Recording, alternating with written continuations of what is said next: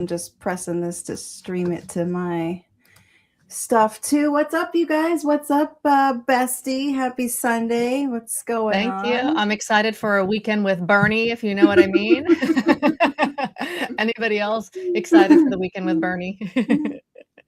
Yeah, Bernie's a little bummy because I was running late, so I didn't get time to do my Bernie before the Bernie. we didn't do. I've also, you know what? I figured out it's not first day of school vibes for me because now I know if I put my YouTube on my phone, I could see that it goes live here. I don't have to be like fumbly bumbly in the beginning. So I feel like the new school, first day of school vibes are over, and we're kind of, I don't know what I'm doing yet, but it's a lot more smooth. I know, right? It is like all of this stuff has been a learning experience, that's for sure. But I'm proud of myself. I took notes today I feel prepared. Did anybody else watch the Business of Treatment movie? That's our topic for today, the Business of Treatment. I took notes as well so that if y'all didn't watch, we could talk about some of the highlights that I thought were highlights, that Tara Grace, Burn the Stigma, thought were highlights, and then whatever anybody else who watched the movie wants to put in the comments, whether you're catching the replay or whether you're watching us live. Everybody is welcome to chime in on what they thought about the movie, the business of recovery, and or what they think in general about the business of recovery. And specific to the movie, it was really about treatment, like 12-step treatment. Well, treatment in general, like rehabs, which are predominantly 12-step rehabs. That was the main part of what it is. It didn't really focus on therapy or how other types of, treatment that are not necessarily rehabs. So that's kind of what we're talking about today. I do have a correction from last week. Y'all know we were getting in the zone with Brittany. And I have a correction. I said that my last time I was at a Britney Spears concert was the Circus concert, and that was Easter 2009. And I realized that is not true. That was mythology because I actually went to Britney Spears in Vegas in 2017. So I saw her Vegas tour with my niece, who was like, I don't know, like 11 at the time or something. But really, I love Britney. So that was, yeah. So there you go. Little Britney vibes over here. Okay, so Bernie, it looks like you just put the link to the video, the movie that we're going to discuss today. And if you didn't watch the movie, it's totally fine. If you're watching the replay and you want to watch the movie first, it is available for purchase at thebusinessofrecovery.com. It looks like, at least as of the date of that we're recording this. Okay, we have the Muppet says, I saw her on the Baby One More Time tour. My aunt took me to see Britney Spears. Yeah, it was totally a vibe. Yeah, I think that's the one that I saw because I went to one Britney Spears concert and it was my first concert ever, and I'm pretty sure that's what I went to.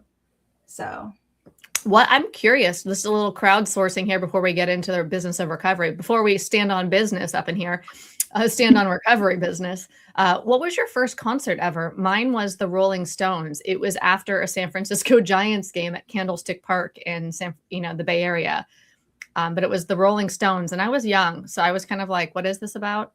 I mean, obviously I knew who the Rolling Stones were, but it wasn't like it was my choice. It was like I was with my dad.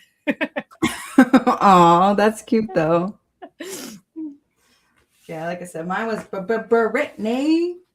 It's Britney, bitch. I want to get in the zone. Okay, yeah, let's get in the zone, guys. So we have some people who watched the movie here.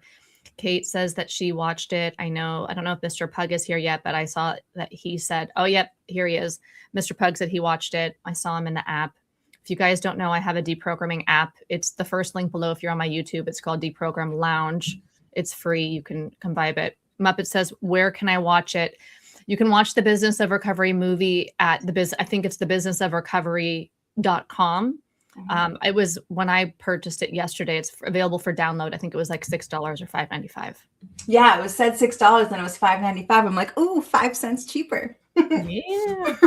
Cassandra says, happy Sunday, you guys. I set a reminder on my phone for Sundays. Awesome. Oh, there's more business to stand on before we get into the movie really quickly. Bernie and Bestie Live is going to have a new schedule now. There is not like a concrete schedule. The next Bernie and Bestie Live is going to be February 1st. And so we're So the next 2 Sundays, there isn't going to be one.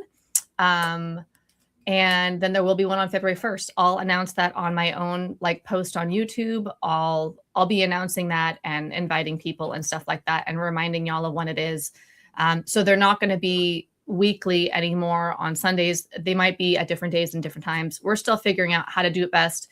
And I personally love when you give us ideas for what to talk about. The idea for this week came from last week when someone said we should do the business of recovery.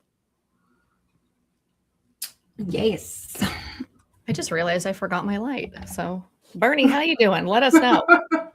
Oh man, dun dun dun dun dun. There's the light. I know. I got my dog yesterday was running around and then knocked my light down. I thought it was broken, but luckily it's still working. So that's good. Really?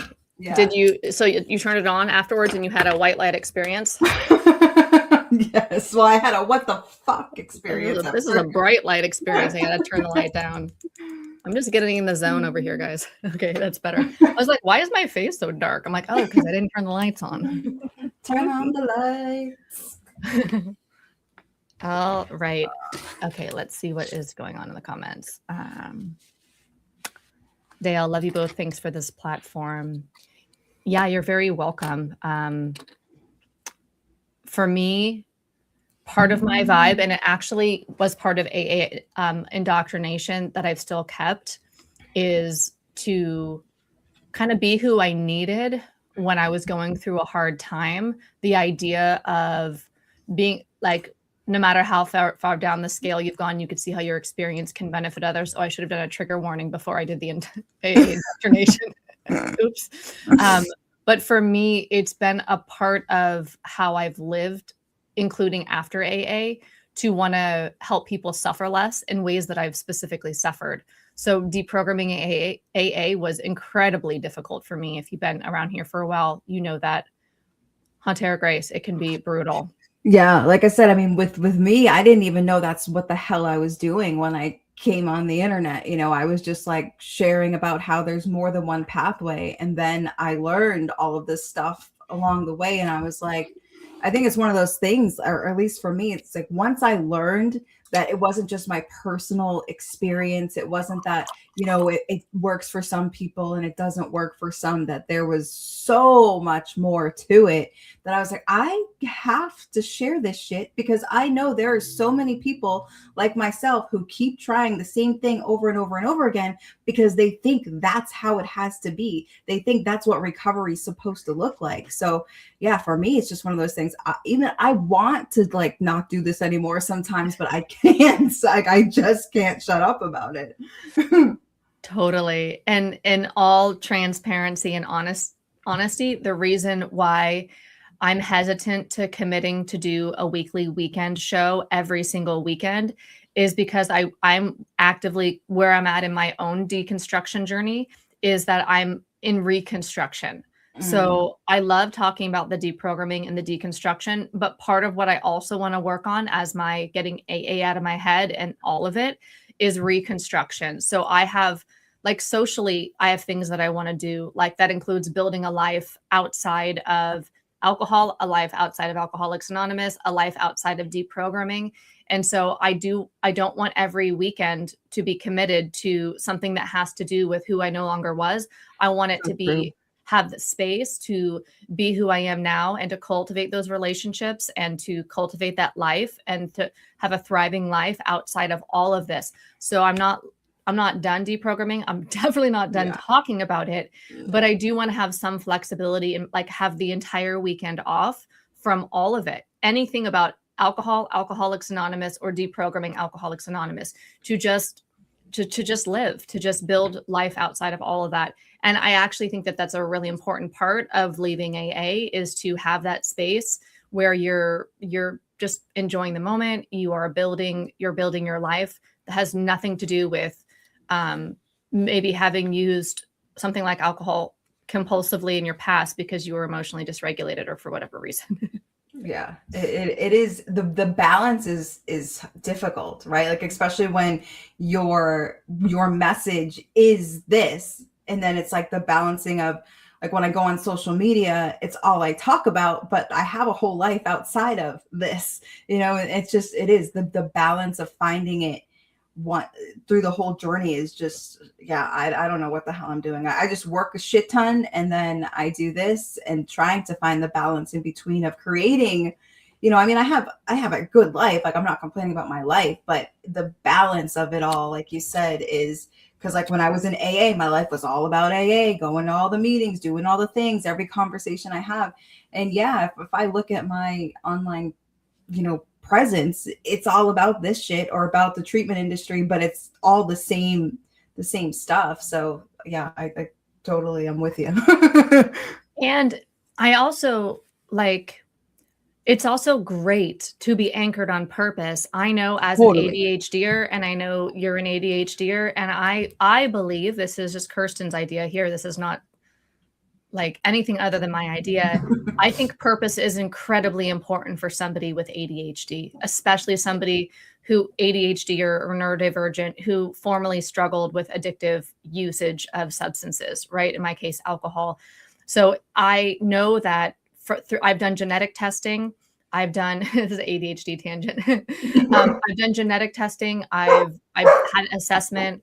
Oh, somebody said they want you to see your dog. You want to grab your dog? Well, I'm saying, well, they're about to. Hold on. So I know how much purpose is important for my own like thriving in life and my own getting my dopamine and all of that and keeping my brain healthy. And that is very helpful if I focus on that in a productive way and instead of a destructive way, like alcohol was destructive for me, right? Or whatever. So I don't think there's anything wrong if your purpose has to do with talking about something about your past. And quite often it does for people. So there's nothing wrong with that. And I might talk about deprogramming for years and years and years to come. I have no idea. I just know I'm not anywhere near done. But yeah, I want a little more space on my weekends. Let's see. Cassandra says, excellent point, Kay, about not having a set time. Life is for living and not rehashing old stuff. Yeah. And I mean, at the same time, it would also be kind of fun if every day we just hit live and shot the shit for a little while and had it less planned and more casual and then moved on with our day. So who knows how it will go. But yeah, I definitely want to have some weekends completely 100% off everything, screens, all of that, just for a little while, see how that goes. Ooh, cuteness. Who is this? This is Blaze. Oh, my reactive rat terrier. Buddy, look at the camera. You're looking over cutie. there. Hello, cutie. Hello, little baby. He's like, nope. Blaze. Hey, Blaze. Are you camera shy? Yeah, he's camera shy. But this is him. He's a giant pain in the butt, but I love him. All right, go be quiet, okay? Okay, I want to pull up this comment really quick. We have Football Madness Savage says, just left yesterday, so confused. Wow. Yes, the confusion. I relate to that. Feel like I've made the right decision, but AA fears of relapse are in my head. My WILE network are in AA. By network, I mean my partner, my ma'am, and sibling. Yeah, I didn't have any family members in AA when I left. I've heard from a lot of people how difficult that is. I was definitely confused. The word I use is actually more aggressive than confused. The word that I used in my head when I left AA was mind fucked. I just felt completely mind fucked because I was like, wait, who am I? What am I? What is addiction? Is it safe to leave? Am I going to die? Because I was convinced I was going to drink and die. Right. And that conditioning was that belief was very, very deep in my head. So I felt completely mind fucked because my gut was telling me to leave. I felt like it was all baloney, but then the brainwashing was like this, you're not safe. And that's in our nervous system too, isn't it? Because if we don't feel safe, we're having a threat response. We're having like a physiological reaction. We're stress chemicals, we're having a biological experience. We're having adrenaline, we're having cortisol, we're having all sorts of stress chemicals, like 30 plus stress chemicals flooding through our system, telling us physiologically that we're not safe. So we're going to be in fight, flight, freeze, or maybe even fawn, right? Depending upon how you look at sympathetic nervous system reaction. So it can be very uncomfortable and very confusing. And I found for me that the intellectual part of it was very important when I left, like understanding like looking into the science, looking into the reality of the situation, because that really helped ease through facts and science. It helped ease my system a bit. Plus, I needed exposure to people who left and weren't dead. Like I didn't know people. And for me, it was specifically, not only did I want exposure to people who left and weren't dead, but who left and weren't angry. I was angry. I didn't want another angry person leading me out. I wanted to see that somebody had gotten through the anger that I was currently feeling. So for me, I couldn't find anybody who left and wasn't angry. The anger makes sense. Yeah. I was angry, but I wanted a leader who like had what I wanted, or like a role model is a better way to say it. A role model of somebody who had been through the bullshittery of leaving AA and came out the other side and seemed somewhat stable and like, okay. So yeah, there was a lot that came up for me. So confused is a great word. Yeah, definitely. So yeah, adorable. Blaze is adorable. Kate says, "Oh, he's adorable." Yeah, he sure is. Wait, Vic? What, Vic? I'm a bit behind, but I was also in 1981 at the Rolling Stones in Candlestick Park both nights. Yeah. I don't know if I was there in 81, but how old was I? What year was that? I went to the Bridge to Babylon tour where they were on the stage there, and then they had like this like center square in the middle of the ground audience. I was up on a stadium seat, and then they had this whole bridge that went out into like the middle of the audience, and then they walked across it, then the bridge retracted, then they were in the middle of the huge, like on the field, right? Like in front in the crowd. So it was the Bridge to Babylon tour, which was probably late 80s, 88, 89, I don't know, but similar. All right, Vic. What's up? Okay, let's see what Rick has to say. Good morning, Rick. Good AA morning. claims the definition of insanity is doing the same thing over and over, expecting different results. That was my experience going to AA.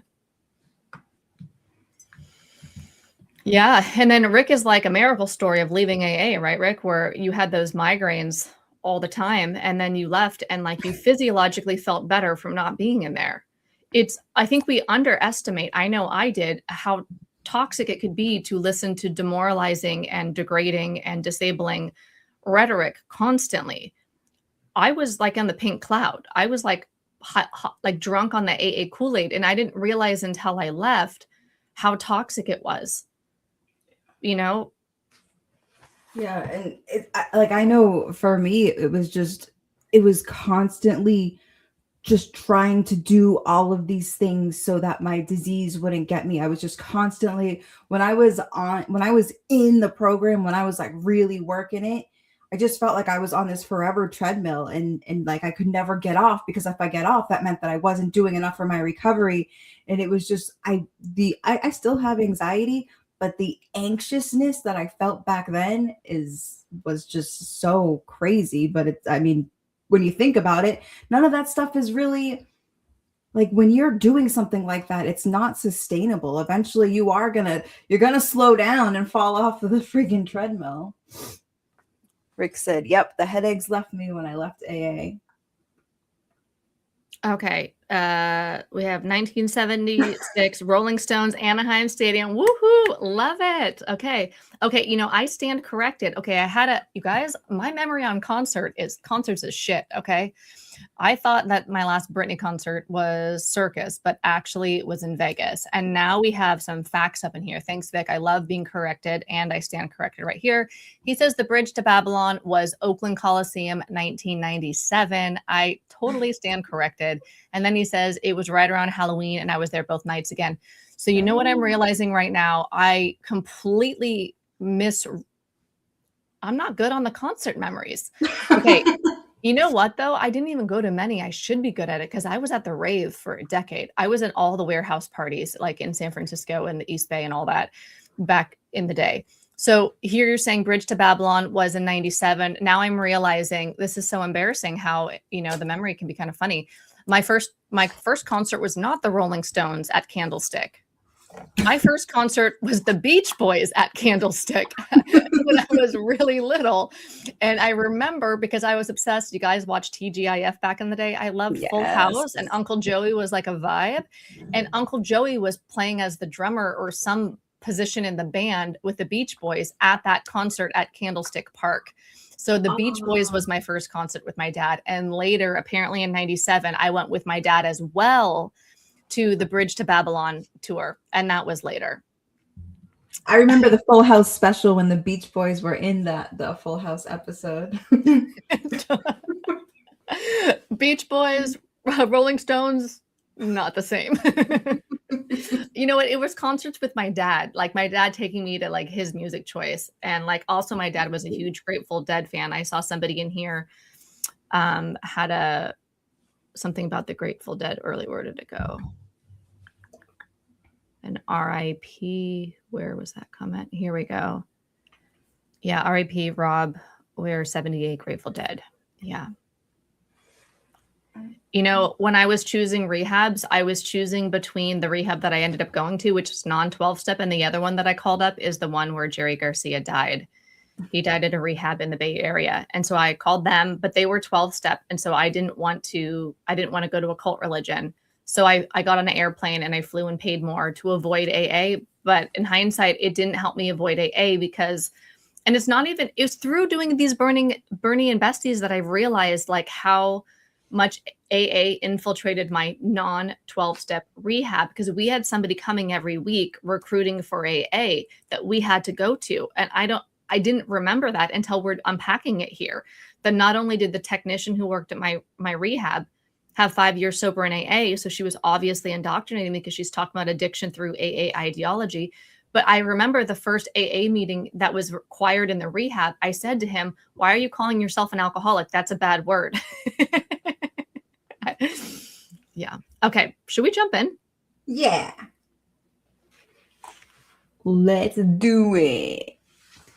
Do it. Do it. Do it.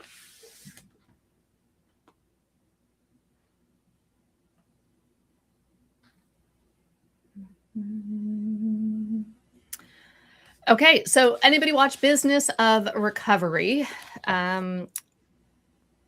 It was 2015, 2016, the movie was made and came out. And so the stats that they gave were from 10 years ago.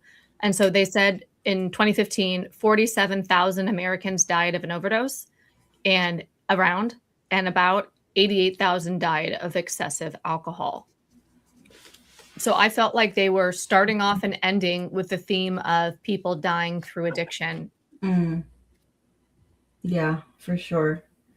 I remember, I don't know if you still have them handy, but I remember one of our Bernie, I should have asked you before we hit record, but I remember one of these Bernie and Bestie labs I think you had said it was something like 65%, because I know in the movie they said something, it was like 90. I can't remember if they said 90 or 95% of treatment was 12-step based. Yeah. So 90%. And then I feel like when you looked up something in more recent times, was it like 65% now? Yeah, it went down over the years. I don't remember the exact stats, but it was something like in the 1990s, 90% of the treatment centers, the rehabs, the institutions were 12-step.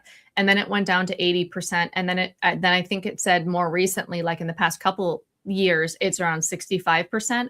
I don't remember if that's exact. I hate saying stats when I can't be sure and confident, but it was showing a trend downwards and less of them are 12-step based. But like I just said, what the heck does that mean? Because I literally paid double and got on an airplane to fly to a rehab that claimed to be non-12-step. And I still went to my first AA meeting while I was a part of that facility. So was it really non-12-step? Can you really get non-12-step? The indoctrination is so pervasive. It's freaking ridiculous. When I look at it now, it's like, it's a miracle if we don't end up in 12-step with the level of indoctrination. Yeah. I really do wonder if there is residential, like mainstream residential treatment that isn't, something that someone would really realistically go to when they're looking up treatment and pull something up and it says non-12-step treatment and it's not something that they have to like dig and find. Is there really places that don't even offer an outside meeting, because obviously I can't say this for sure. I have no clue, but I feel like you're at least going to get a few outside meetings every week, like at the minimum. And then I just feel like so much of recovery, like dogma, just the different things that people say about it being a lifelong fight and all that stuff, it may not exactly be, the steps, but where is that coming from? Not science. It's coming from the big book. It's coming from there. So, much to your point, I think, that 65% currently now, whatever it is, we know it's less than what it was when this movie was out. Is it really that? I doubt it. I doubt it. Yeah. Every day, over 6,300 seek some sort of addiction treatment in the United States. 10 years ago, that's stats from that. And 10 years ago, it was a $34 billion business. Isn't it weird how expensive treatment is and how cheap AA is? Meaning just money, because I don't think AA is cheap or free. I think it's free labor exploitation. I think that's very expensive. Here I am almost 6 years out of AA and I'm still deprogramming, getting that baloney out of my brain. So I do not think that it's cheap or free. But as far as the actual physical dollars that you spend, it's so weird that one is like $1 or $2 in the basket a day, and one of them is like $1,000 or $2,000 a day. Let's see. We have some comments over here. Yeah. Green Mountain Mama said, I searched for a non-12-step trauma-based rehab, and the first thing they did after the cavity search was hand me a big book. Yeah. I don't think that I've been to a treatment center that hasn't handed me a big book, or at least like run off copies of parts of the book. But I'm sorry that you literally searched for one and that's what you got. Wait, is cavity search normal? I'm hearing about this right now. I'm today years old when I'm hearing cavity search. So for me, my experience, I don't know if this is considered a cavity search, but it was like a bend and squat thing, but they didn't like look up my butt like that. You know what I'm saying? But it was definitely same thing I did in prison was bend and And you were not wearing clothes? No, I was naked. Yeah. Yeah. Okay. I never heard of this before. I'm just huh? I guess it's like so normal to me that I don't even think twice of it, but yeah. They searched my bag when I got to rehab. Also, I went for alcohol, so maybe it's a different situation. You can't hide a bottle of vodka. Well, I couldn't fit a bottle of vodka anywhere. I shouldn't have said that. That would have been. We all have our talents. Yeah. So. And when I worked at a rehab and would check people in and would check their stuff, I would check their bags, not their bodies. Okay, so that's just new information for me. Mr. Pug said, yes, I watched it. It totally blows the whole recovery industry apart. I liked that they gave the steppers the voice as well as the critical thinkers and left the audience to decide for themselves. Yes, dude. It was like, maybe it's because I've deprogrammed and stuff, but listening to the steppers on that, the people who like ran the programs, they felt, and I don't mean this to be rude, they felt like cartoon characters. Like just what they were saying, they were so confident and so like thought they were just making so much sense, and it did not. Totally. As there was even one guy, I was like, he is so creepy in that I'm so indoctrinated and drunk off the Kool-Aid. And I just have this grin on my face, like it's the best thing ever. And you're going to get it too. And I'm like, ah, like when, like it, or like a weird clown who's like, kind of like, it's a horror film. Oh, man. Football Madness Savage 184 said, I told my little girl, Mommy is not doing her meetings anymore. Her reply is, so you can spend more time with us now, Mom? AA has taken away from my family. Oh, I'm so happy for you and your daughter, but you are definitely don't don't, feel guilty about that, because that's part of it, right? That's part of the indoctrination. And that's the whole, whatever you put in front of meetings in this program, you're going to lose anyways. So you got to put this meeting first. You got to do, work this program first, because your family that you care so much about, you're not going to have them if you don't put, so it's part of the fear. It's part of the indoctrination, but I'm excited for you and your family. Yeah. And what I want to say as far as football madness, savage, we deliberately did not plan the next Bernie and Bestie on Super Bowl Sunday. We're like, let's do it the week before. we don't want to compete with the Super Bowl.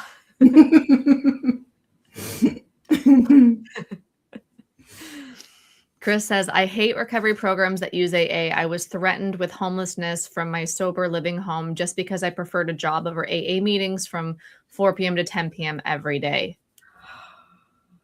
Yeah, I feel like that's such a common sober house struggle. Like, I feel like every time you're in sober living and, you want it, they tell you to build your life back up and do all these things. It's like you finally get a job. And then it's like, oh, well, if it, competes with meetings, well, that's not the job for you.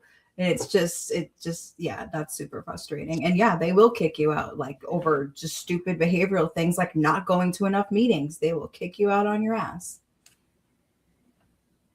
369. It's so funny. Whenever I see your name, especially now I know why you named yourself this, I first think of like there's all these memes on social media now where they, like, the junior hires are going 6'7", and then it clips to like a somebody like a Gen Xer going 369 to the window to the wall. Anyways, y'all know I can't help myself with the energetic burst. Existential Counselor Society outside Chicago offers non-12 step. I love that. Thank you.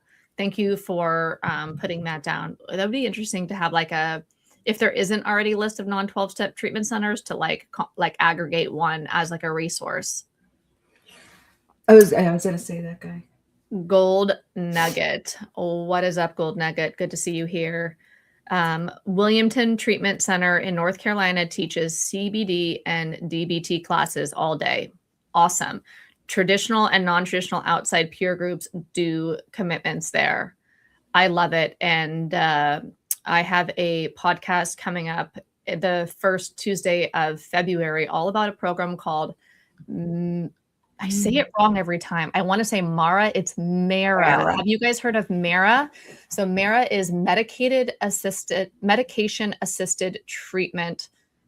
Sorry, medication assisted recovery anonymous. And you do not need to be on medication to go. It's just the two differentiators between Mara and AA just off the bat is that it's not religious. So there's no religious dogma. The whole spiritual experience is not there.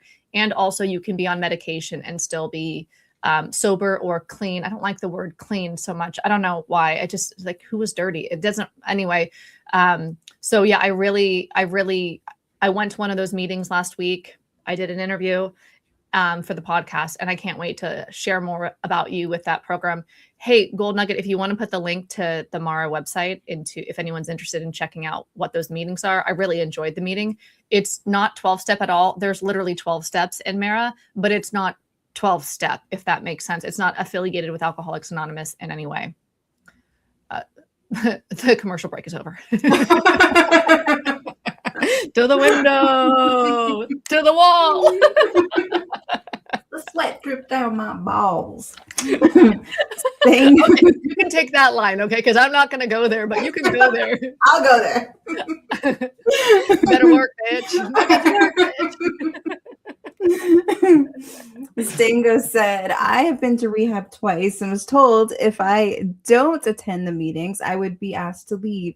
And the thousands of pounds I had spent to get into rehab would have been for nothing. Yeah. And sadly, that's not an uncommon thing. That is, I feel like that's just treatment 101. That is the vibe. If you don't, then get out and you're not getting your money back. Okay, so Green Mountain Mama, thanks for commenting back about this.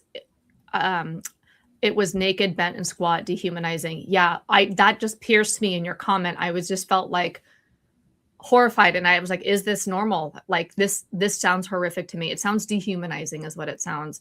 And then we have this one. I went for alcohol as well, and it was voluntary. Yeah, I hate it, but I feel like you actually see the naked bend and squat. Like I feel like I've always had a strip search, but the I feel like the bend and cough thing comes with actually in more like trauma based stuff because people it's not just drugs and alcohol, right? There might be like people who are sneaking in like a razor or something like that. So I feel like they're just over like they I guess it's partly for safety, but it's Tara it's Grace, how is yes. sticking a razor up your ass safe? Well, you gotta like wrap it up a little bit. What is even happening right now? I'm having like I'm in shock. I might have some PTSD from this. People But yeah. stick razors in their cavities and stick and break them into rehab. Yeah, if it's like if you're like trigger warning here, but if you have like cutting tendencies, Oh, yeah. okay. Okay, now Yeah. I'm following. I just like Yeah. You're I'm like not they're cutting up emotionally their prepared coke. for this. Yeah. Okay, now I get it. I Yeah. get it. Okay. Okay. Sorry, yeah, if you weren't thinking of that context, that probably would be freaky. I was today years old when I stopped being naive. Yeah, mommy. Can I go back to the Rolling Stones and Beach Boys concert with Oh, man. Everybody's gone surfing. Go to your happy place. 369 says, yes, cavity search is normal. No touching now. Yeah, that's true. Yeah, I've never had anyone touch me. Many use in facilities I was at. Yeah. Kate asks, are detox and rehabs in same location? And it's yes and no. There are some places, and I'll speak for what I understand with San Francisco. I heard this from people sharing AA meetings. I did not go myself. So it's what I heard over and over in San Francisco Alcoholics Anonymous is that people would go for 3 or 4 or 5 day alcohol detoxification centers that were not attached to anything else. You would go there and detox safely, get off alcohol safely, go through your withdrawals, get on medication, whatever they did to you, and specifically a detoxification, medical detoxification center. There's also rehab centers, which may or may not have that detoxification thing to varying degrees. That's very individual. Like for me specifically, I was told by everybody at the rehab, which was just a handful of people, it wasn't a big rehab, but that they had all gone through the very first week of rehab. They all went through their detox week. It was known as detox week at my treatment center. And they would go through this period where they, were excused from a lot of the groups or the therapy or like whatever, no equine therapy that week. And as that came up in our movie, The Business of Recovery, and that lady talking about we only have certified horses that are trained therapists, I was like, I'm not speaking this language. I don't know what you're talking about. But let's have safe horses in rehab. Like I don't even understand how this is the thing.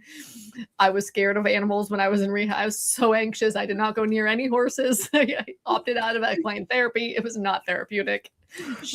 The guy on there who's like, I don't even like horses. I was like, you are so relatable. I was like, I'm literally having a panic attack and physically shaking from being ripped off benzos. I do not want to be near an animal that knows I'm freaked out because they know I'm freaked out. I know we all know I'm freaked out. Do not let me be around an animal that can hurt me that knows I'm freaked, because it's not the horses will know. Dogs know. They know when you're freaked out. Anyways, so my treatment center, because I had been on Klonopin, a benzodiazepine, I'd take 1 in the morning, 1 at night as prescribed by my psychiatrist, right? And I was on those for 2.5 years. So when I got to treatment, I did not go on a detox week. They did nothing with me. I was in all the groups and everyone was like, why are you in music therapy?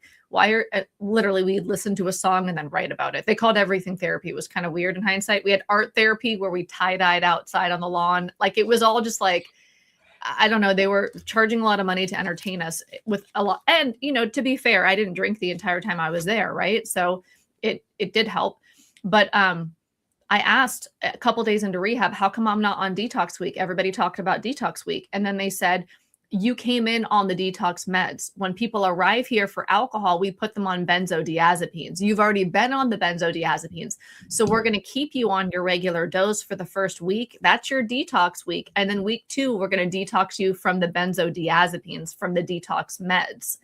So my understanding is the detox and the rehab often go together. They're going to detox you if you go to rehab. You're going to be medically, well, ideally, unless you're at some rogue center, right? If you're coming off heroin, if you're coming off alcohol, if you're coming off something that it can be harmful to come off of, like benzos, then there's going to be a medical situation like detox. But there's detox is also separate from rehab. What would you say, Tara Grace? I was going to say majority of my experiences with detox, it was a detox facility. And then from the detox facility, you would work with your like case manager, whoever they were for the week that you were there, to get placed into treatment. There was 1 or 2 places, and I think it was 2 places in Texas that I went to that it was the whole shebang in the building. You know, I did the detox and then went downstairs to the treatment. But for it, especially in Massachusetts, I feel like majority of the places are you go to medical detox and then you get placed in a treatment center. That's just my experience. Rick Jones. I agree. I was thinking of that. Mike Jones. Okay, sorry. I agree. 12-step and AA thought stopping jargon is all pervasive in society. You can't escape it.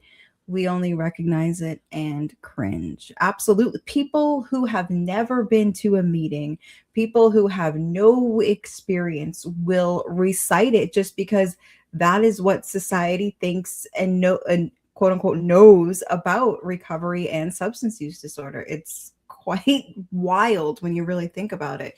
And like none of it comes from science or facts. It's a faith-based program that people and doctors and everybody is reciting like it's normal.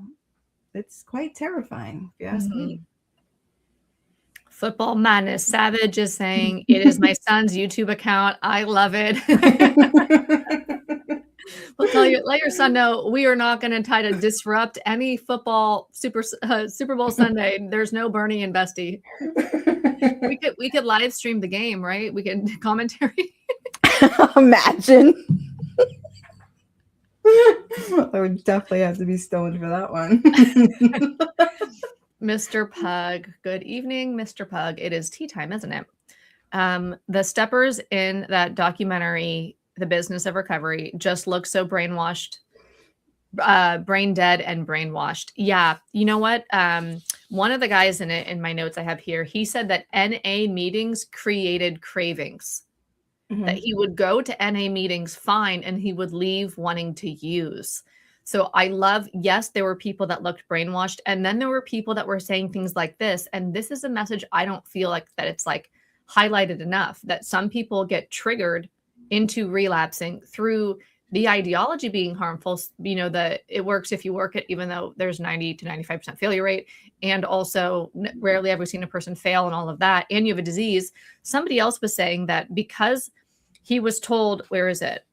Believing you have a disease. Oh, the study that they talked about was believing that you have a disease makes you more likely to relapse. It becomes an excuse that you believe, because you believe it's inevitable that you're going to pick up again or drink again, that you do. And that they did a study that indicated, that showed evidence of that supported that. Yeah. I mean, I know for me, I definitely feel like because of what I thought, especially towards the end, like I was picking up just because I thought that was going to happen. But one of those guys, the AA guy, it cracked me up because he was just a guy who went to AA, but he said something like, I've sponsored 150 men and only 5 of them, you know, have got it. And then like it cuts to the next scene and he's like, AA works. And it's like, you just said. Oh, okay. He said I quoted him because I was like, I got to write down what this guy's saying. I sponsored 150 men in 25 years and he said only 6 got it. Yeah. That's a 4% rate. 19 out of 20 don't make it. And then he said, it works if you work it. But what's so harmful about that is that people believe that the ones it doesn't work for, they will see an overwhelming amount of people that it doesn't work for. And they were like, but it's their fault. They didn't do the steps. They didn't do this. They weren't honest. They didn't surrender. Like, it is always something. And it's just, I mean, I don't know. It's just wild to me.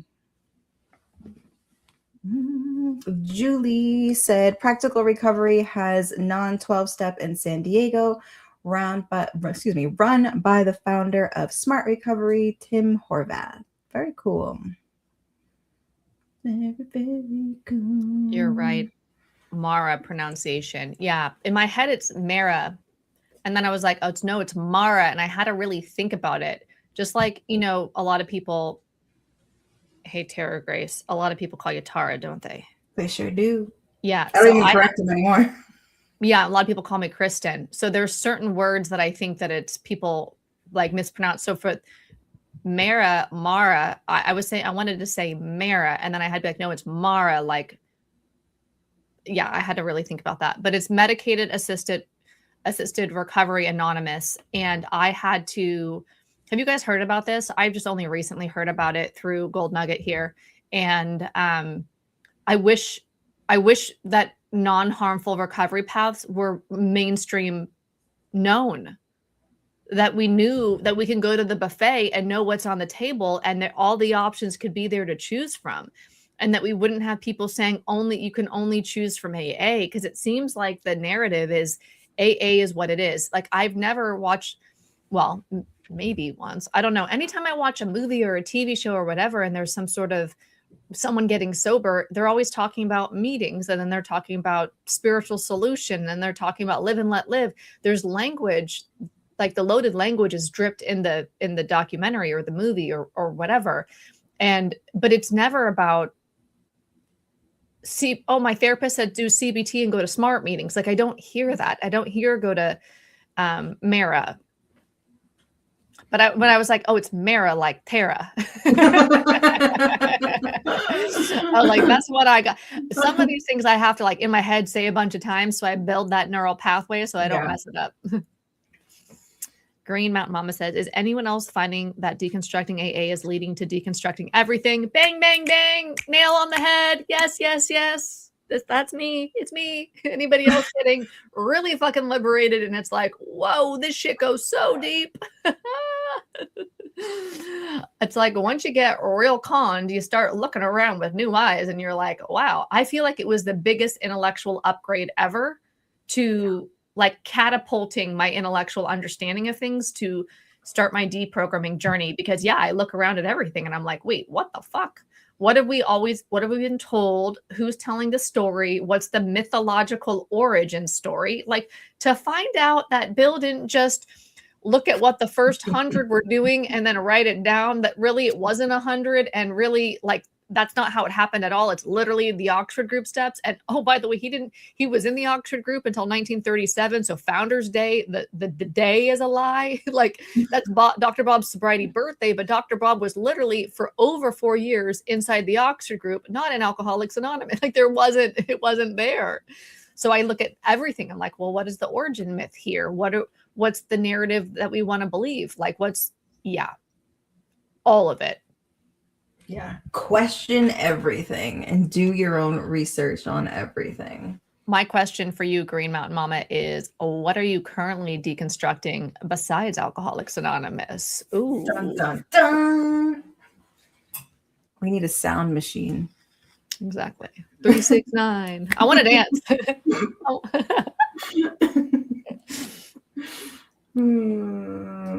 369 said to @7285, damn number. I specifically worked second shift so I could miss them, and the job was brutal, but I stayed with the job as long as I could miss the meetings. Yeah. I'm surprised they let you. Okay, Football Madness Savage's mom says, how do you feel about other 12-step programs, specifically ACA, healing, inner child work through 12 steps, codependency, or Al-Anon, all from the same pot, the big book? For me. I only feel comfortable staying in my lane, really, meaning I only did Alcoholics Anonymous. I've been to some, but I've been to less than 10 Al-Anon meetings. I've been to less than 10 NA meetings and less than 10 ACA meetings. So while I have gone to some ACA, NA, and Al-Anon, and I went to NA as a rehab worker, right? That's why I took the druggy buggy there, right? But I did go to ACA on my own, and I honestly found the meetings incredibly, like, I physiologically could not be in those meetings because I got so dysregulated by those meetings. I had to bounce. It was like my system did not, I was so destabilizing to be in those meetings. I don't know if it was my hypersensitivity picking up on other people's dysregulation. I don't know what it was, but it physiologically didn't feel like stable for me. It didn't feel safe for me. So I can't speak to what I think about these things, but anything rooted in 12-step ideology, if they're teaching powerlessness, if they're teaching fatal progressive disease, to teach somebody that Al-Anon is a disease, it's no, if your husband is an asshole, that is not a disease. Like, he's like, I just don't agree with the core philosophy of 12-step. Have you been in other 12-step programs, Tara, where you can speak from experience? I mean, I've gone to a couple here and there, but I know enough about the big book being the text as someone who was like, did CAAA, where we use the big book, to know that if the big book is the foundation of the meetings, then it's a no for me. Like my mom tried Al-Anon a few times, and she was talking about how like they were celebrating that it had been so long that they hadn't spoken to their child. Like that was like something that they were celebrating. And she was absolutely horrified. I don't have a ton of personal experience with it, but I feel pretty confident in saying that anything that uses the big book of AA, I don't support. I mean, maybe there's more to it, but if that is your foundational text and you are teaching people about the, allergy of the body and the spiritual malady and all of that stuff, I don't see how it could be a good thing. That's just my personal, opinion on it. But yeah, I have heard from people who have deconstructed AA and really like ACA and get a lot out of it. I think it's very individual. And the only thing I can stress is that it's really important to trust ourselves and honor our path, meaning where I'm at in my journey is not going to be where somebody else is in theirs. And how I think about things when I think critically is going to be different than somebody else. And there's no right or there's no wrong. There's no bonus points for betraying yourself and trying to do what somebody else says that they're doing, or what somebody else tells you to do. I think it's about deciding for ourselves. To me, that's freedom and autonomy, is when we choose for ourselves without a death threat, without being coerced, without being bullied into it, without having like belonging taken from us if we don't like capitulate or surrender to the ideology. So if you're finding healing and growth and progress in any program, then that's your own business, and that's a great thing. Do you?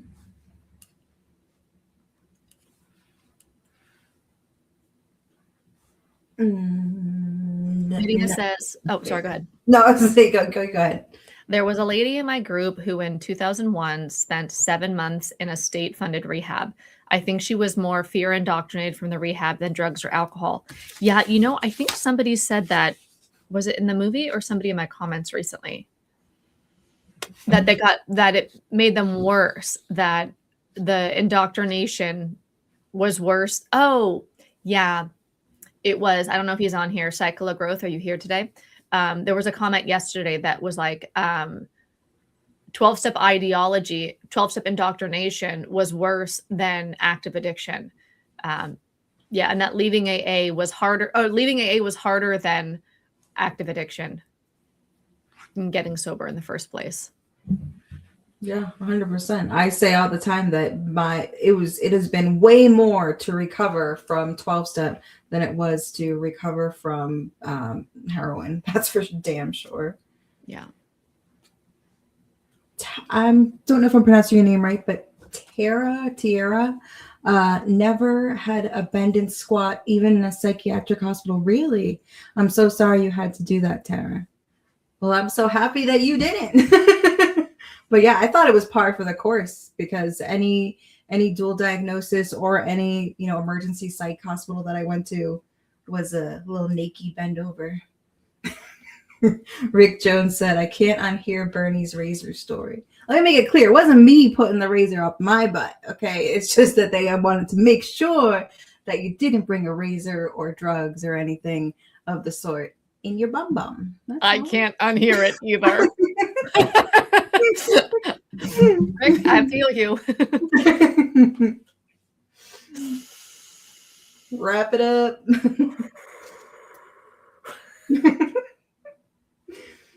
And Tira said, detox was always separate from rehab for me. Kate says, I was in emergency room and then straight to psychiatric rehab and wasn't body cavity searched. And then Green Mountain Mama says, I quit drinking a week before rehab, so that wouldn't have to go through the detox there. They still made me because they charge additional thousands of dollars for it. It's so brutal what we experience. We're so vulnerable. And it's just the things that the lack of like certification. I mean, that's something that came up in the movie, right?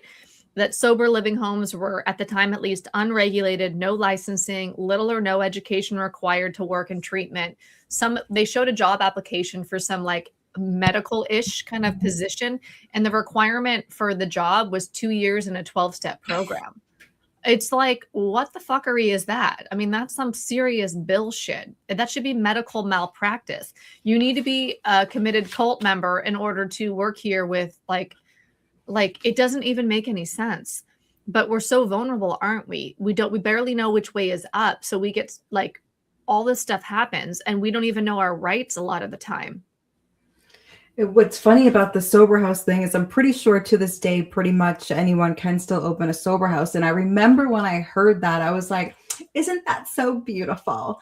Anybody can open up a sober house, like meaning that, like, thank goodness we don't have to have all of these qualifications and such. Just a person who wants to help other people and someone who's been through the, in my mind, it was always going to be someone who has been through the program, who just wants to help other people. Like, I thought that was a great thing before when I was, all big booked out. But now I realize how harmful and dangerous. And the other thing, I don't think the movie touched on this, but so many of these sober houses, like a sober house is supposed to, because there's no professionals there, is supposed to provide you a sober house. That is it. But there are so many sober homes that operate like mini programs and have all of these different things that you're supposed to do.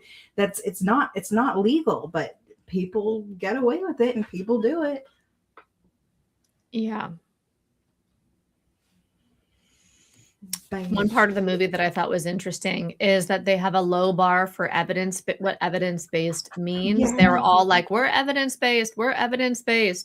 And yeah, they were so creepy. Like, it's just when you see the baloney, it's really creepy for me to hear somebody that's preaching something that is so harmful, so inaccurate, and they're at the same time making $500,000 a year. Are we going to talk about the salaries? Because like, what the fuckery?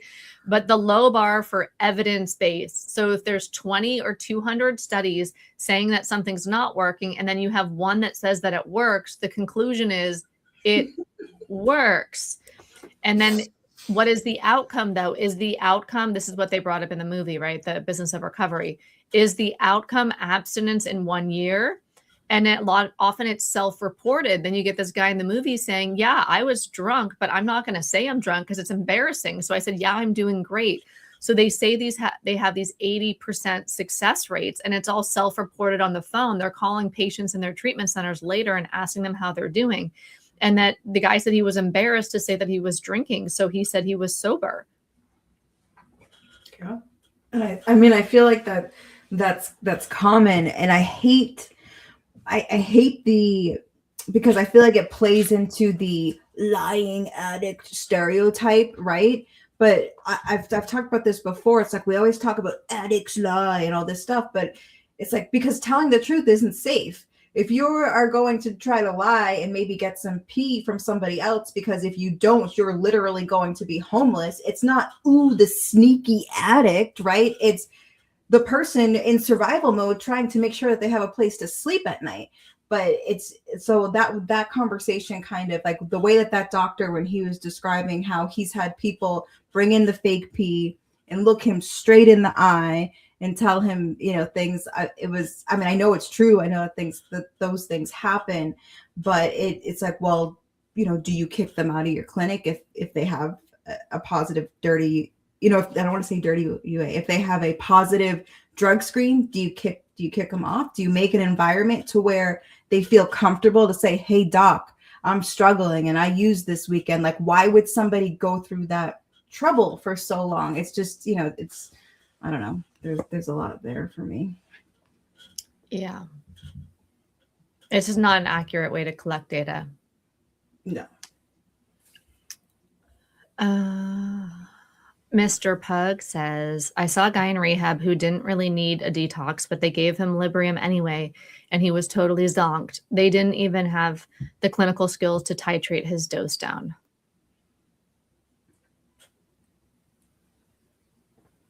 Yeah. It's scary. Some of what happens, it's scary. Yeah, Julie said, I have a dear friend going into rehab this week. I'm scared for him. I know. I don't even know what to say anymore. Like when people are talking about treatment, of course, I'm always going to be supportive, like, of course. But at the same time, like you say, Julie, I'm scared for them because I don't necessarily feel at this point in time in my life. That used to always be what I would suggest, like go to detox, go to rehab, go to detox, go to rehab.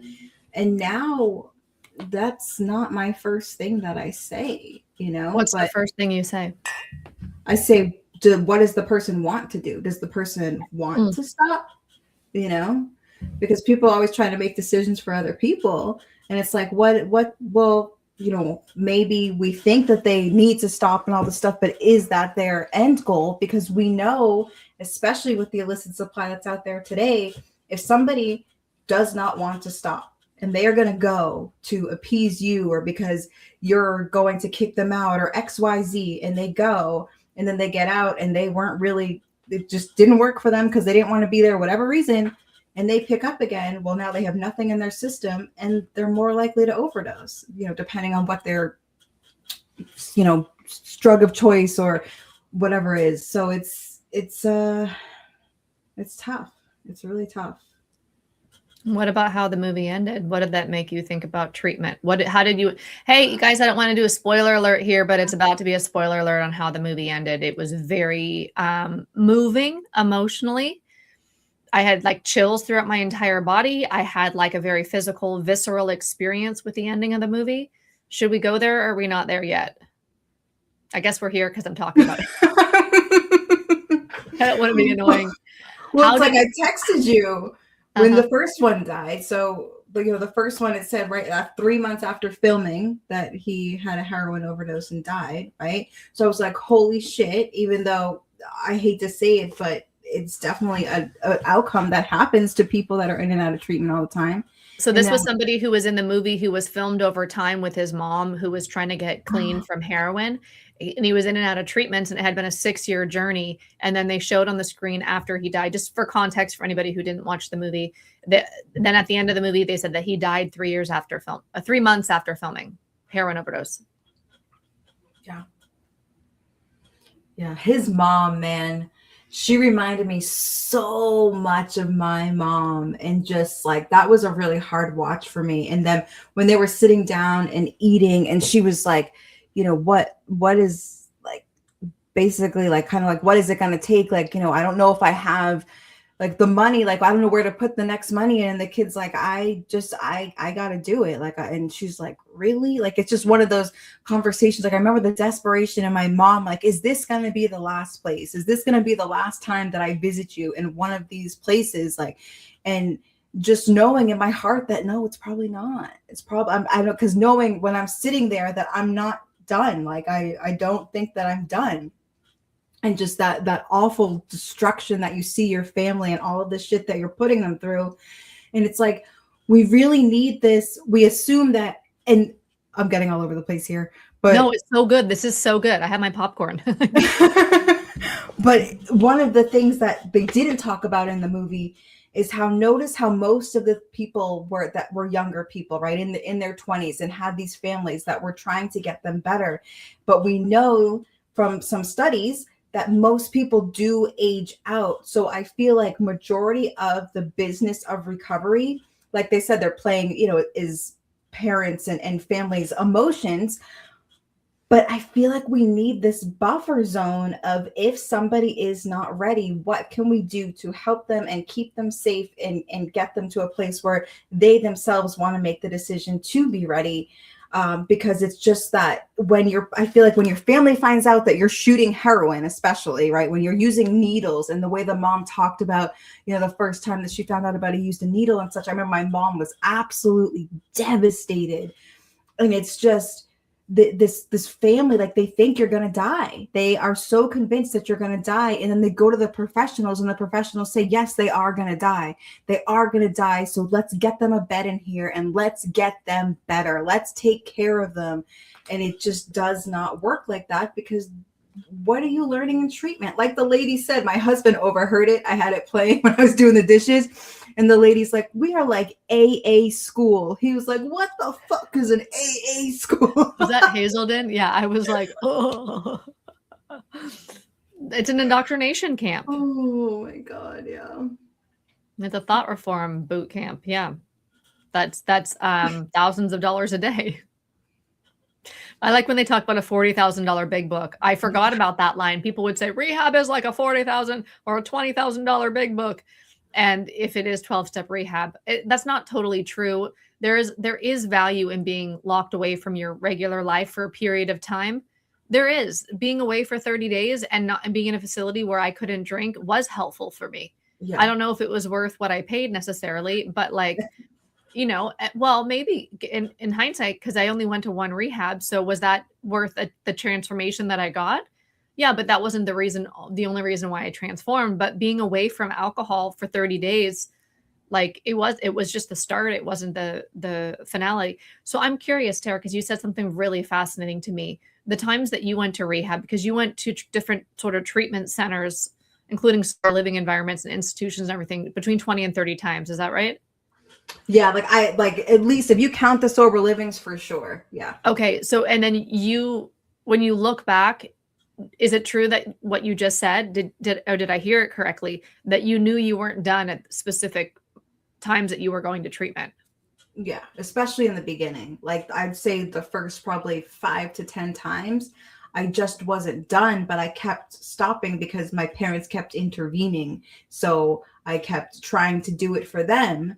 But because I was like, okay, like this is, it does kind of suck, but I was still, if I'm being 100% honest, like I was still, yeah, there was some hell, but the pros were outweighing the cons at that point, right? Like I was still enjoying what I was getting from using. I was still attracted to that lifestyle. I was still very much in it, but it's like, a normal person probably doesn't shoot heroin, so maybe I do need to get this under wraps. But yeah, it was like I kept going for my family and I kept wanting to want it. That's what it was. I wanted to want it so bad because I knew like this isn't a healthy lifestyle for me, but I didn't want it. I did not want it for, I'd say probably like the first 5 to 10 places. I wanted to want it, but I didn't want it at that point, for sure. If you could, I know we can't really play if the past was different game, but if you could look back, what do you think would have been more helpful than going in and out of treatment centers? I know this is probably like a very controversial thing to say, but I just wish that we could have taken a more harm reduction approach, right? Mm-hmm. Like taught my parents, about having naloxone in the house and just different things like that. About could I have gone to some place that could have taught me how to use safer so that I wasn't cutting up the hell out of my arms, like all of those things to kind of keep me in a safer zone while I'm still saying like, this is what I'm going to do no matter what you guys say, even if that means that I am buying pee and doing all this crazy shit just to appease my parents and have a roof over my head. I'm going to find a way to do this shit because this is what I want to do, rather than going through all that, rather than wasting all of my parents' money. Yeah, like, could there have been an approach where it's like, okay, like, probably my mom's never going to be like, oh, cool, you're shooting heroin today. Awesome. Like, that's probably never going to happen. But could there have come a point where, it's just like, this is what you're doing. I love you and I want you to stay safe while you're doing it. I don't really know what that looks like. It's very hard. It's easy for me to say it, but when I break it down realistically and look at my parents, like, that would have never, even some of the advice I give to people, it's like, it almost feels not superficial because it's real advice and it's true and it would be helpful, but can families realistically let go like that and just be okay with doing it the safest way possible? Because they don't want you using drugs, obviously. They don't want you sticking a needle in your arm, right? But it's hard. I think that the answer is not what most families are going to be okay with. Yeah. When I think about myself, because I was drinking, right? I think if I would have started Sinclair method, naltrexone, when I first recognized I had a drinking problem, my life would have gone on a completely different trajectory, and I never would have wound up in rehab or in a cult religion called Alcoholics Anonymous, because I would have started. I did want my drinking consequences to be reduced. I did want to drink less. I just didn't know how. And so if I had the medical support, then I could have gone a harm reduction route, which maybe would have made me like lose interest in alcohol, like I hear it does for like 80% of the people, right? Slowly over time. And then that would have supported my brain through the actual like addiction process and unlearning that pattern in my brain. And I think that would have been a much better route to go. I also would have needed things like to resolve my trauma, to learn emotional regulation skills and things like that. And so I think much earlier than I actually got sober, I knew I had a problem. And that's when I would apply naltrexone for like Sinclair method for alcohol addiction. So I can see in hindsight, like what would have been a better path. I mean, I really could have started that at any point, but I could have started it when I was when I was 23. Like the week that I turned 23, I knew I had a problem, but I didn't get sober then. But that's when I could have started, easing my problem without having it be so aggressive and disruptive and having to be in a cult. Damn it, I know. And it's not even, I don't know if now it is in the, in the early recovery spaces. I feel like it's not, but still, but why is that stuff not? Well, I mean, I know why it's not, because the treatment industry is a multi-billion-dollar industry, and that makes more money than for that to happen. But well, there's two things, right? There's the multi-billion-dollar industry, and then there's the cult indoctrination. Yeah. Because if we dare say, I get the most brutal reactions to talking about Sinclair method. Sinclair method is fake. It doesn't work. It's a fraud. You're and then all these names, and it's like, you can't even say that you've researched methods, and some are more effective than others according to lots of research and data, without getting like harassed or verbally abused. And it's like, that's the cult indoctrination. So you can't even talk about a better, safer alternative for some people. No, not for everybody. And if you try Sinclair and it doesn't work for you, and you did it the correct way, meaning you knew it was going to take 6 months or 9 months or maybe even up to a year and a half to like have the results, and it didn't work for you, then okay, maybe if AA really is the last house on the block.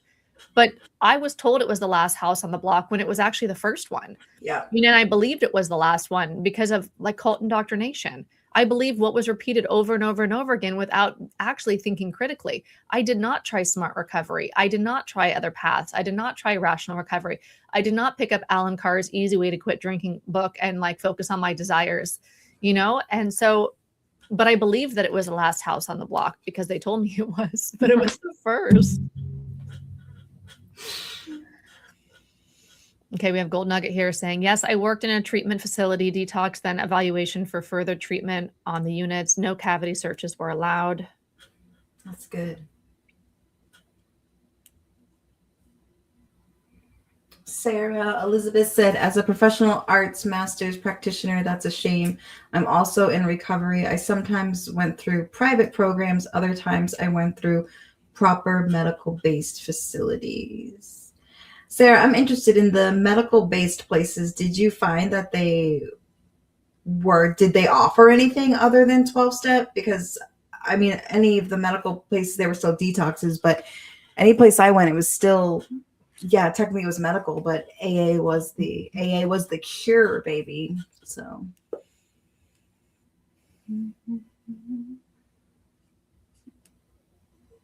DBMTB said, I was court mandated to AA 3 meetings per week for 3 years. This was 2004 to 2006. In hindsight, I'm appalled that the U.S. court system can force indoctrination into a cult religion. Thank you both. And what's crazy is that there's so many court cases where people have won that it is a faith-based program and that they need to be offered an alternative for this court, for being court mandated. But it's like it's still in 2026. People are being court mandated to meetings. And they're not clear up front that it's a religion, even though it's been by the courts deemed it to be religious. But they're still not letting you know when you check into Betty Ford, Hazelden, or all these treatment centers that were in the movie we're talking about, that what it actually is. Yeah, it's a religion. Yeah, the point is to convert you. It's a religious conversion experience. And for some people that works.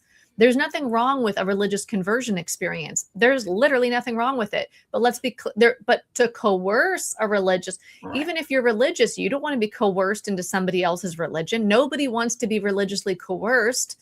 But to choose a religious conversion is fine. But let's just be honest about what it is.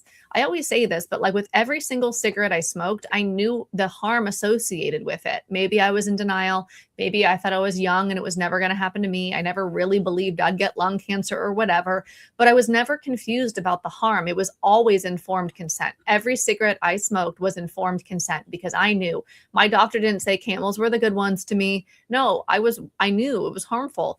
And I just wish that was what was on 12 step, like a warning label that like, yeah, for some people, religious conversion experience is going to be what works for you. And it might be what keeps you alive. Facts. Some people go to AA and they're still alive and they believe that saved their life. Now, who am I to say it didn't save your life? I know It didn't save my life. I know I was indoctrinated to believe that it did. I know that's a cult indoctrination tactic. But if somebody believes AA saved their life, that's you. You get to believe whatever the heck you want to believe. And that might be true for you. How would I know? How would I know? I don't know you. Like, I would never say like that. What I can say for me is that I thought that was true, and then it wasn't true because I realized that I saved my own life. But yeah, so if we can just be honest that it's a cult religion, and then people can go if they want, and if it really is the last house on the block, or maybe they want to choose it as the first house on the block. Like I said, I smoked cigarettes knowing that there was a harm. I was getting a benefit, and so I went and I smoked the cigarette. It was helping me. Like, I'm neurodivergent. It helped me. Can you see? I'm doing all this weird fucking shit with my hair dye. I know. I'm like, you can't see on the camera, but I'm like,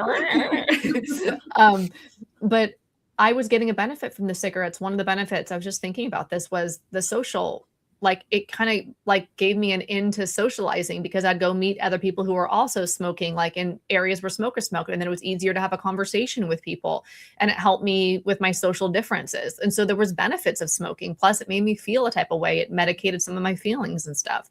So I was aware of the pros and I was aware of the cons, and I chose it anyways. And so, yeah.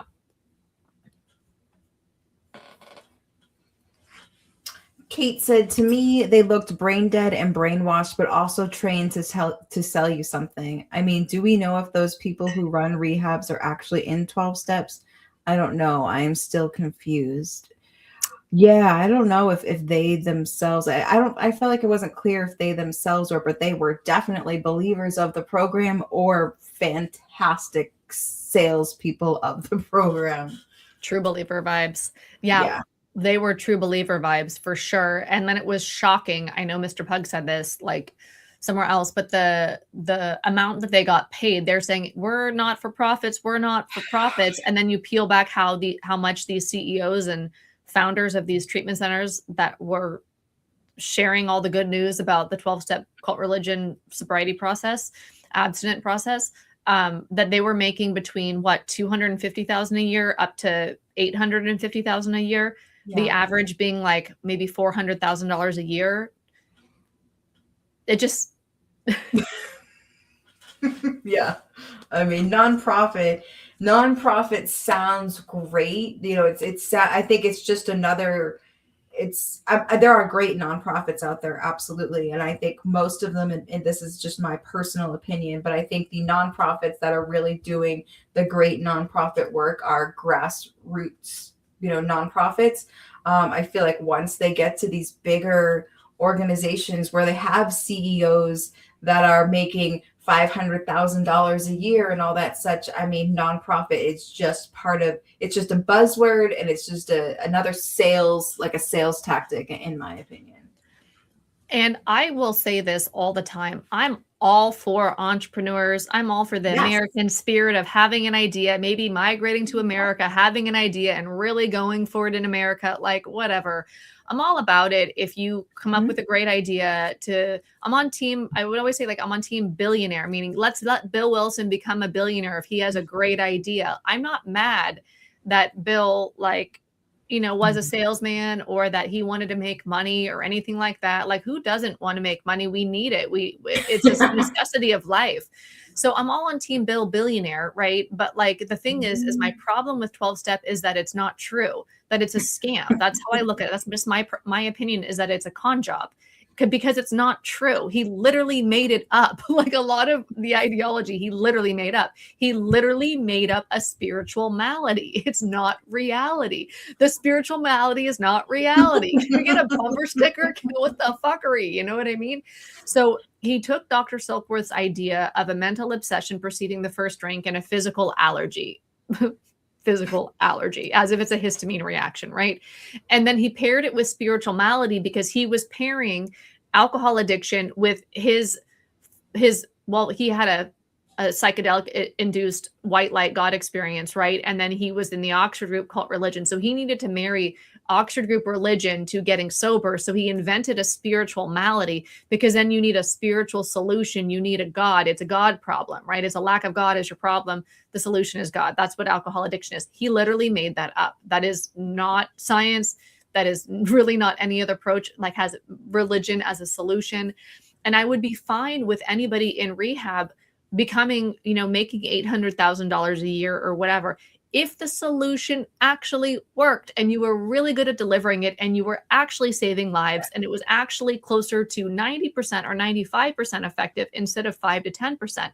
If people paid once to go to rehab and if it was more than 1 out of 20 that are going to get it, 1 out of 20 getting it and you're making $800,000 a year, that's a scam to me. You're selling the wrong program. So I have no problem with people getting rich in recovery if they're selling something that actually works. The money isn't the problem to me. The problem is that you're getting rich off of a failed product. It's a scam.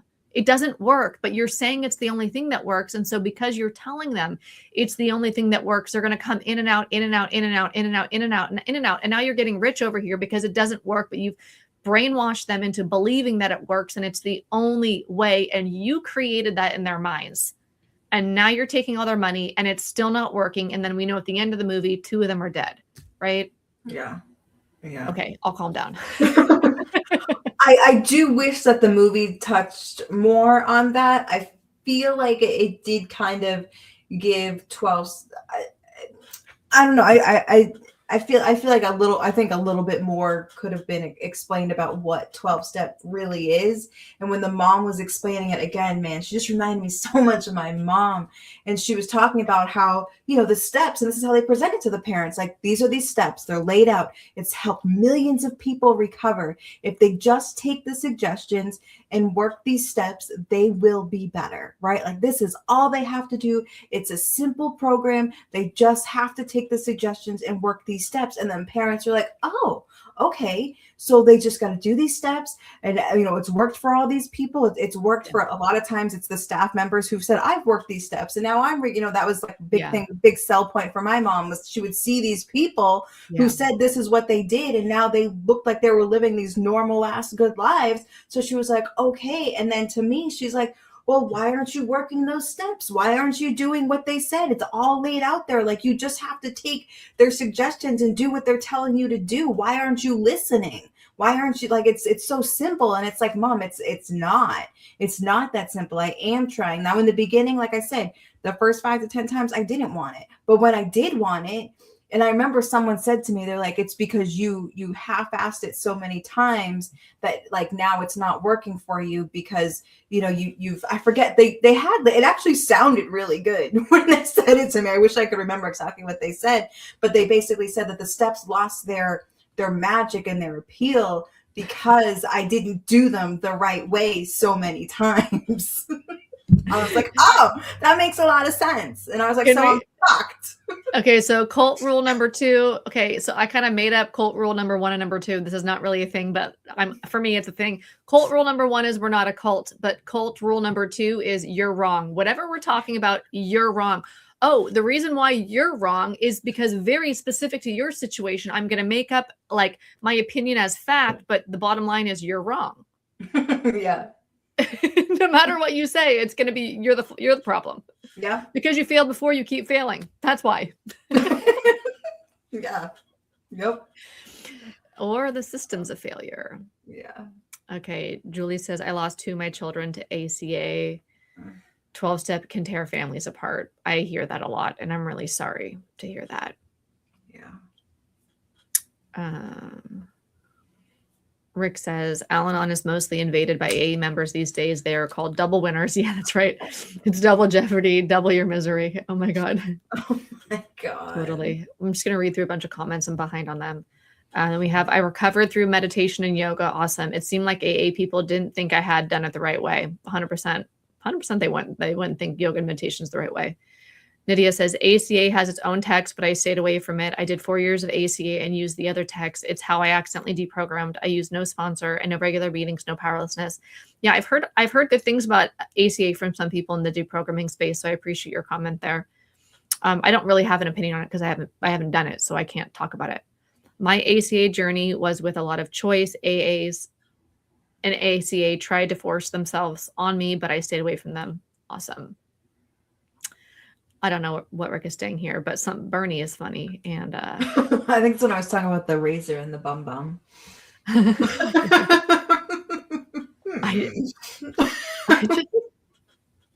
It's wrapped up. Like they usually like put stuff in like a condom. You put it in you put it like in a condom or something and wrap it all up and go. Save my ship. This is I prefer the coin purse than the bum, I'll put something. I'm not putting my bum. Put in my little coin purse. And then if anybody wants to stay for the meeting after the meeting today, we're gonna process and deprogram from this trauma we're experiencing with the razor bum situation. Got a razor in my bum. Hey, you remember? Wait, Tom Green? Who did Drew Barrymore marry like 25 years ago? Yeah. My bum is on the razor. My bum is on the razor. Well, I haven't heard. Yeah, what was he really saying? My bum is on the. That sounds so familiar. He had this whole "my bum is on the" thing. His bum was on everything. Green Mountain Mama says, it was hard for me to figure out whether addiction or AA has been harder to overcome because they were so entwined. I believe 12-step ideology has created the addiction epidemic. Yeah. Feel that. Definitely feel that. Amanda said, now that I've left AA, people from that world keep showing up. I've been contacted multiple times for 12-step calls, even though I've been asked to be removed from the list. It made me question sometimes if it's God showing me that I need to be there because they program to believe that it's a sign instead of not respecting my boundaries. That is some powerful shit, but I love how you ended it there because you're right. It's not my personal opinion it is not a sign from God. It is what you said. It's them just not respecting your boundaries. But that can be very conflicting when you are going through the process, you know. And she said, every sober house here is run by abusers and predators. Oof. Yeah, there's way too many. In like, there's something about sober living that attracts so many predators and abusers. Like you said, I guess it's just because and anyone can do it, right? So anyone can do it, and if they got a little money themselves or whatever, it's just, and it becomes, that becomes another like pedestal thing, right? Like if you have a sober house and you go to meetings and you're helping so many people get sober, then people will turn a little bit of a blind eye if you're 13 stepping all the newcomers, because some are sicker than others. We all have our character defects, but look at how much good they're doing for the community. And I really feel like those sober houses just become, in treatment centers like the Eric Spofford who opened up the treatment center, like it becomes a get out of jail free card. Like you can be the biggest predator, but as long as you're helping so many people get sober, then it's okay. I think that comes from AA indoctrination too, the whole bullshit of one alcoholic helping another. It set up the entire foundation for global indoctrination on it. You don't need to be certified, qualified, know anything about medical, anything, or CPR, or having a defibrillator or whatever the heck it is. I don't even know what it is because I haven't been trained, but I don't work there. So it's not a problem necessarily. And that you can be whoever you want, as long as it's one alcoholic helping another or one addict helping another. Your qualification is that you are sober yourself or you've been through the sobriety process. That's complete baloney. Could you imagine that if you're a dentist, all they needed to know how to do before they start drilling on your teeth was have the experience of having had teeth or having had teeth drilled before? Like, it's so bananas. It is. Like, it really is. No training. Yeah. And literally the only thing, I can't think of anything else out there that's like that. I can't think of one other thing where they just push basically peer support and in a book from the 1930s. Like, it just doesn't happen. But with substance use disorder, it's the norm. Yeah. Kate says, I watched the movie Body Brokers last night, and I'm even more shocked. I watched this like 5 years ago. I think that's when I first left AA, I believed I watched Body Brokers. I did write something on this topic from the movie that we watched, or some of us that we're talking about today, which is The Business of Recovery, about the 10% commissions and the conflict of interest. And I had to Google Body Brokers. I did yesterday just to make sure I was on the same page. And my understanding of a body broker is like exactly that. It's somebody who's getting commission to send somebody to treatment, and that this isn't normally how medicine works. This isn't like that somebody shouldn't be getting a cut of it. And it made me realize that the initial crack in my brainwash, in my AA brainwashing, was when this guy in Bali died, took his own life. And I felt like it was AA's fault. And I felt like, how could I be a part of a group where this is okay? He has 3 kids. He's dead. It's over. Like, and his sponsor told him, you cannot seek outside help. In fact, you need to cancel the help that you've already booked. He had hired help for his anxiety and his mental health, and he canceled the help because his sponsor said, you cannot get help until, and I've told this story before, but there's a part of it that just occurred to me yesterday, a new part. You can't get help until you finish your 5th step. No outside help. Don't dilute the solution, or whatever the fuckery he was told. And so he did. He canceled the help, and he was just going to do his 4th step, wait till after his 5th step to get help, for professional help for his mental health. The idea of outside help is complete baloney, bullshit, indoctrination, harmful rhetoric anyways. He took his own life before he finished his 5th step, before he finished his 4th step. So, the other piece that I didn't know until like last year was that his sponsor, because that's why I had to Google, wait, what the fuck is a body broker?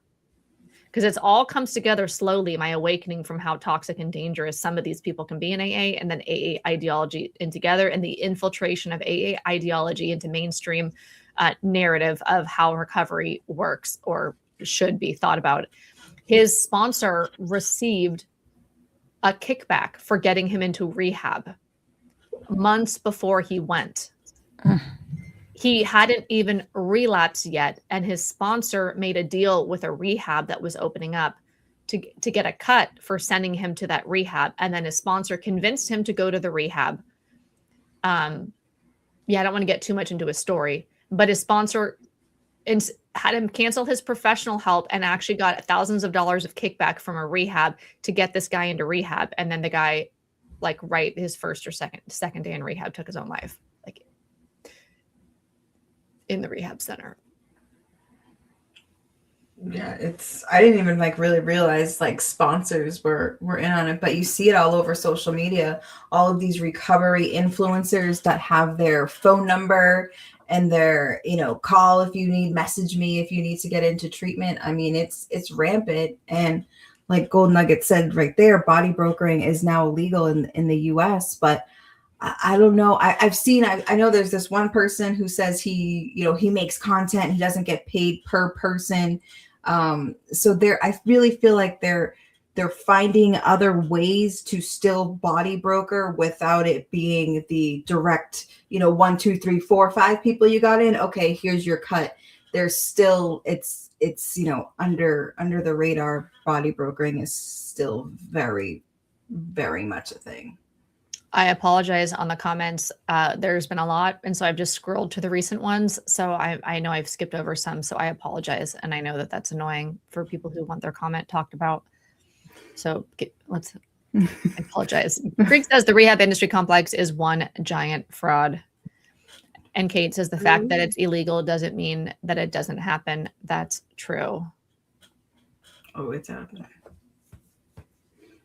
Adrian said, I literally heard some celebrity AAO say, I don't traffic girls anymore. Meth and AA is frightening. I didn't do meth either.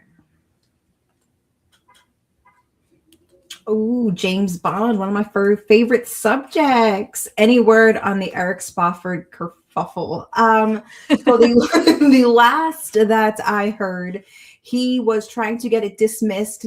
Get this. He was trying to get it dismissed because of a First Amendment violation, which is pretty ironic considering that his whole thing was about stalking journalists and trying to take away their First Amendment right to report on what was going on. But I don't know exactly what's going on there. That is the last that I heard, was that he was trying to get it dismissed based on violations of his First Amendment, but I need to look in on it, and I will definitely do an update on it, because that motherfucker, man. Mm-mm-mm. Okay, we have Lavender Fox's Tom Green. We have the Muppet. My bum is on the cheese. My Yeah. bum is on the cheese. If I'm lucky, I get a disease. For the bum song. Laugh my ass off. Yes, it was Tom Green. I remember. Okay, so here's a funny story. I was at a club in Hollywood one time, and I never did cocaine. All my friends were on cocaine that night. And I always thought that I needed to drink more to make up for the fact that they were, that they were on cocaine. So I should drink more. But I just usually end up getting kicked out of the bar because I was so wasted. I didn't understand that I should drink less than them if they were on cocaine. Yeah. This is like, yeah. So we used to rent limousines. So I would just go out and say, fuck you. We got booze in the limo. And I'd go sit in the limo outside. So dumb. But we were at this club in Hollywood one time, and it was when Drew was married to Tom Green. And I remember Tom Green, I knew who he was at the time, and obviously I knew who Drew Barrymore was. I didn't know Drew Barrymore was at the club. I knew Tom Green was, because he was on stage with these drag queens, and he was saying, my bum is on the drag queen. My bum is doing this whole thing. And it was a gay bar or gay club, and it was so so many guys there with their shirts off, and they were so sweaty, and I didn't want to there was no room to dance, and I felt claustrophobic. So I was just like, fuck it. I don't know. I went on stage and I was dancing with Tom Green. And then I remember we got in the limo at the end of the night, and they're like, you were with Drew Barrymore. I'm like, I was? I thought I was with Tom Green, and my bum was I was doing my bum is on the drag queen. Clueless and drunk. I will never forget that. You didn't need to know that. But hey, I don't have all that razor butt stuff, okay? I'm trying to change the mood here, people. My notice is still about bums. I know, but it's a fun bum. It's all fun bum. We get bummed out up in here. Kate said the movie is not very good, but very eye-opening. What do you mean by it's not very good? Terry, hilarious. I don't know why that cracked me up, but it really did. What about it is not good? Like the general story of how the recovery industry is, like the editing, or what did you mean by it's not very good? I'm actually curious. Yeah, me too.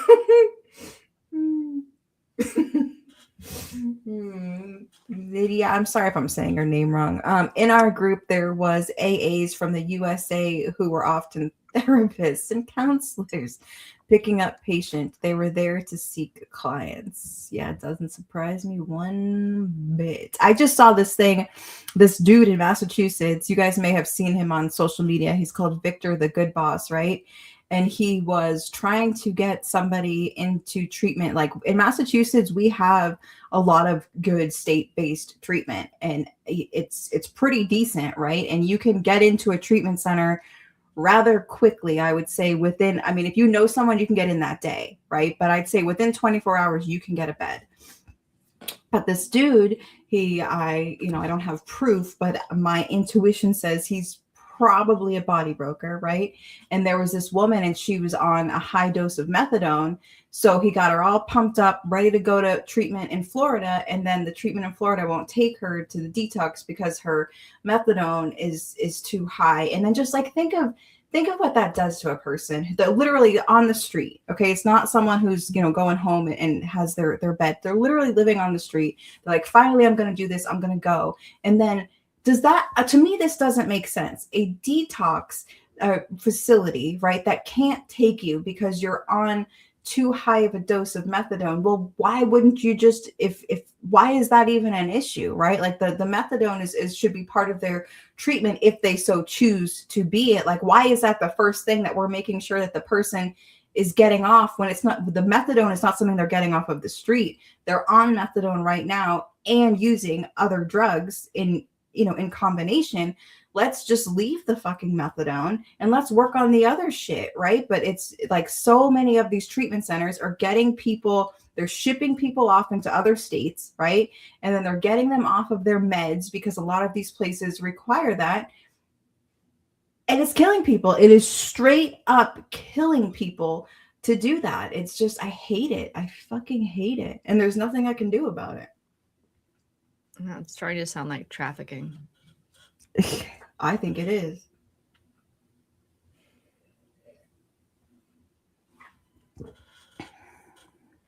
Downtown Tasty.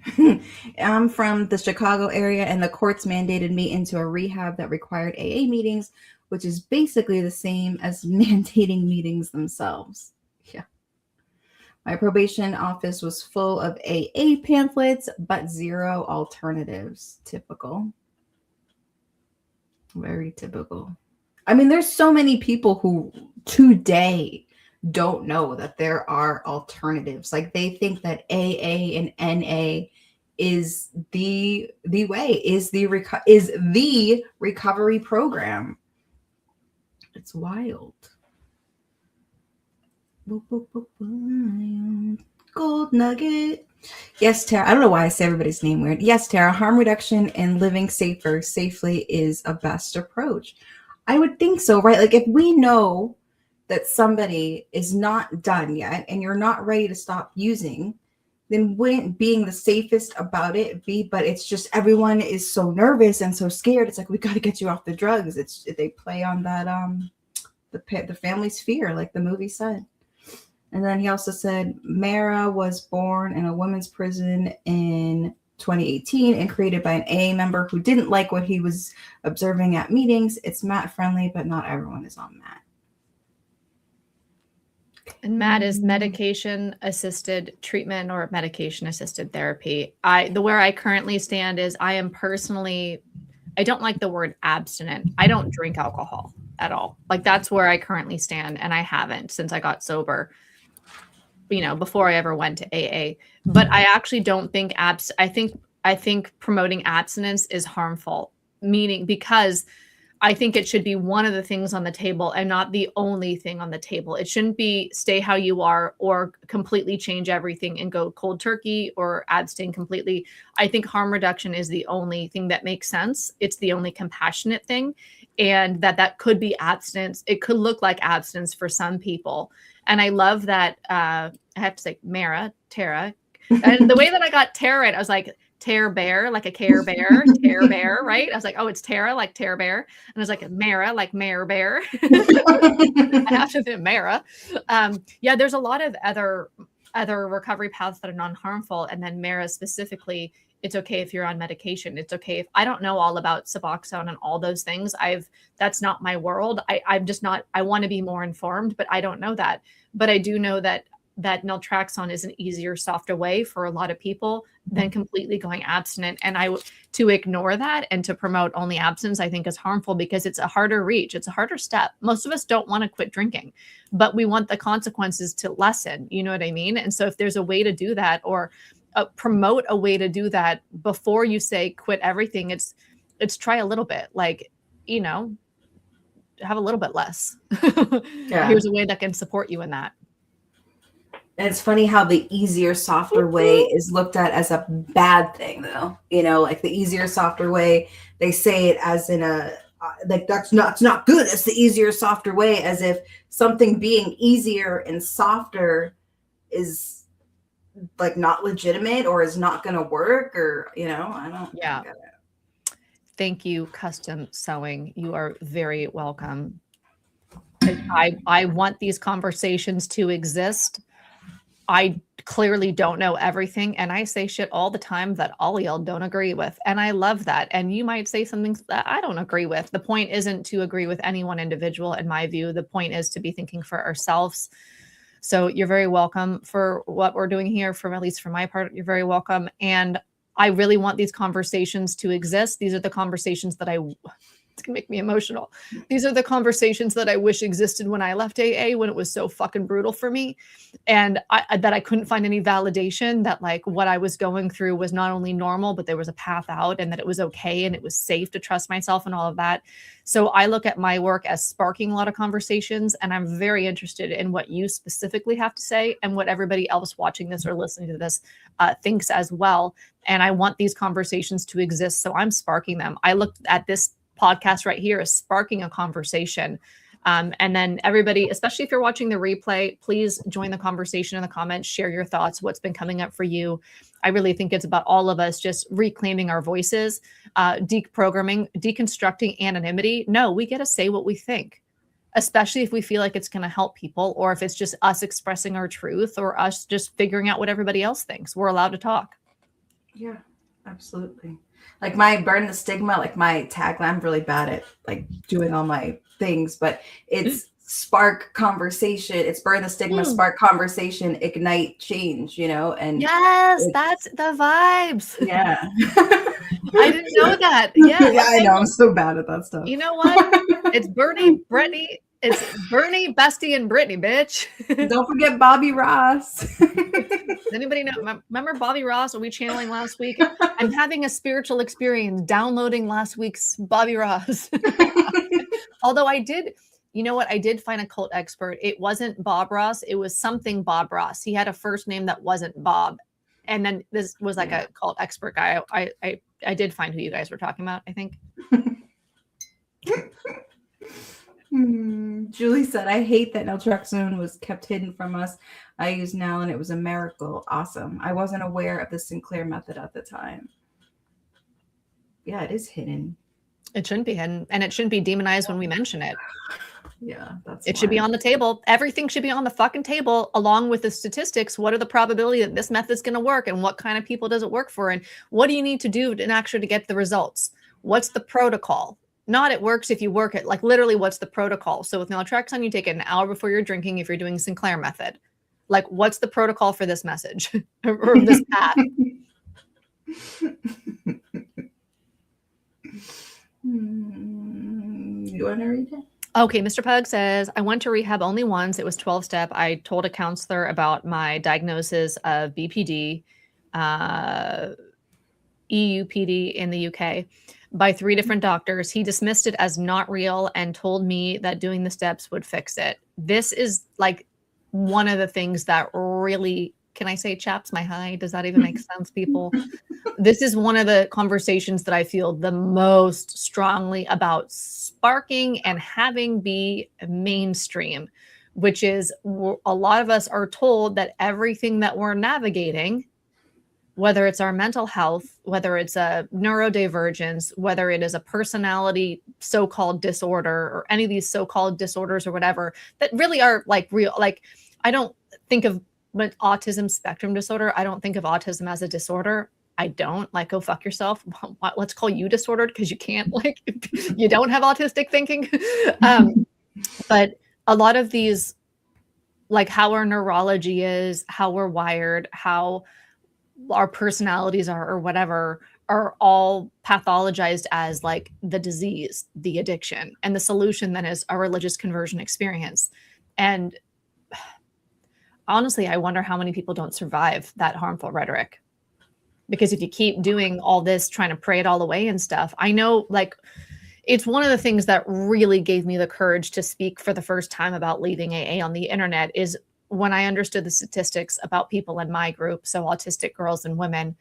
Autistic girls are 9 out of 10 of us are going to be sexually abused as children. 9 out of 10. That's a very hard statistic to swallow. It's 3 out of 10, I think, for non-autistic girls. So we're 3 times more likely to be sexual abused in childhood. So we already have this trauma, right, because of our neuro differences. And we're 13 times more likely, autistic adult women are 13 times more likely to die by suicide than non-autistic women. And I wonder how much of it is because we're told bullshit like this, that we have character defects that we're trying to pray away in a church basement, that actually it's more about understanding ourselves, supporting ourselves. So some people might be bipolar type 2 and they need to be on the right medication. Some people might be ADHD and they might need medication support, or maybe they need support with organizing themselves or whatever the fuck it is. But to be told that it's all that it's all to be worked through the steps, it's ridiculous. It's totally ridiculous. No, you can say, hey, the steps might help with something. It's a religious program, but it's not gonna, you can't pray away your neurology. It's just impossible.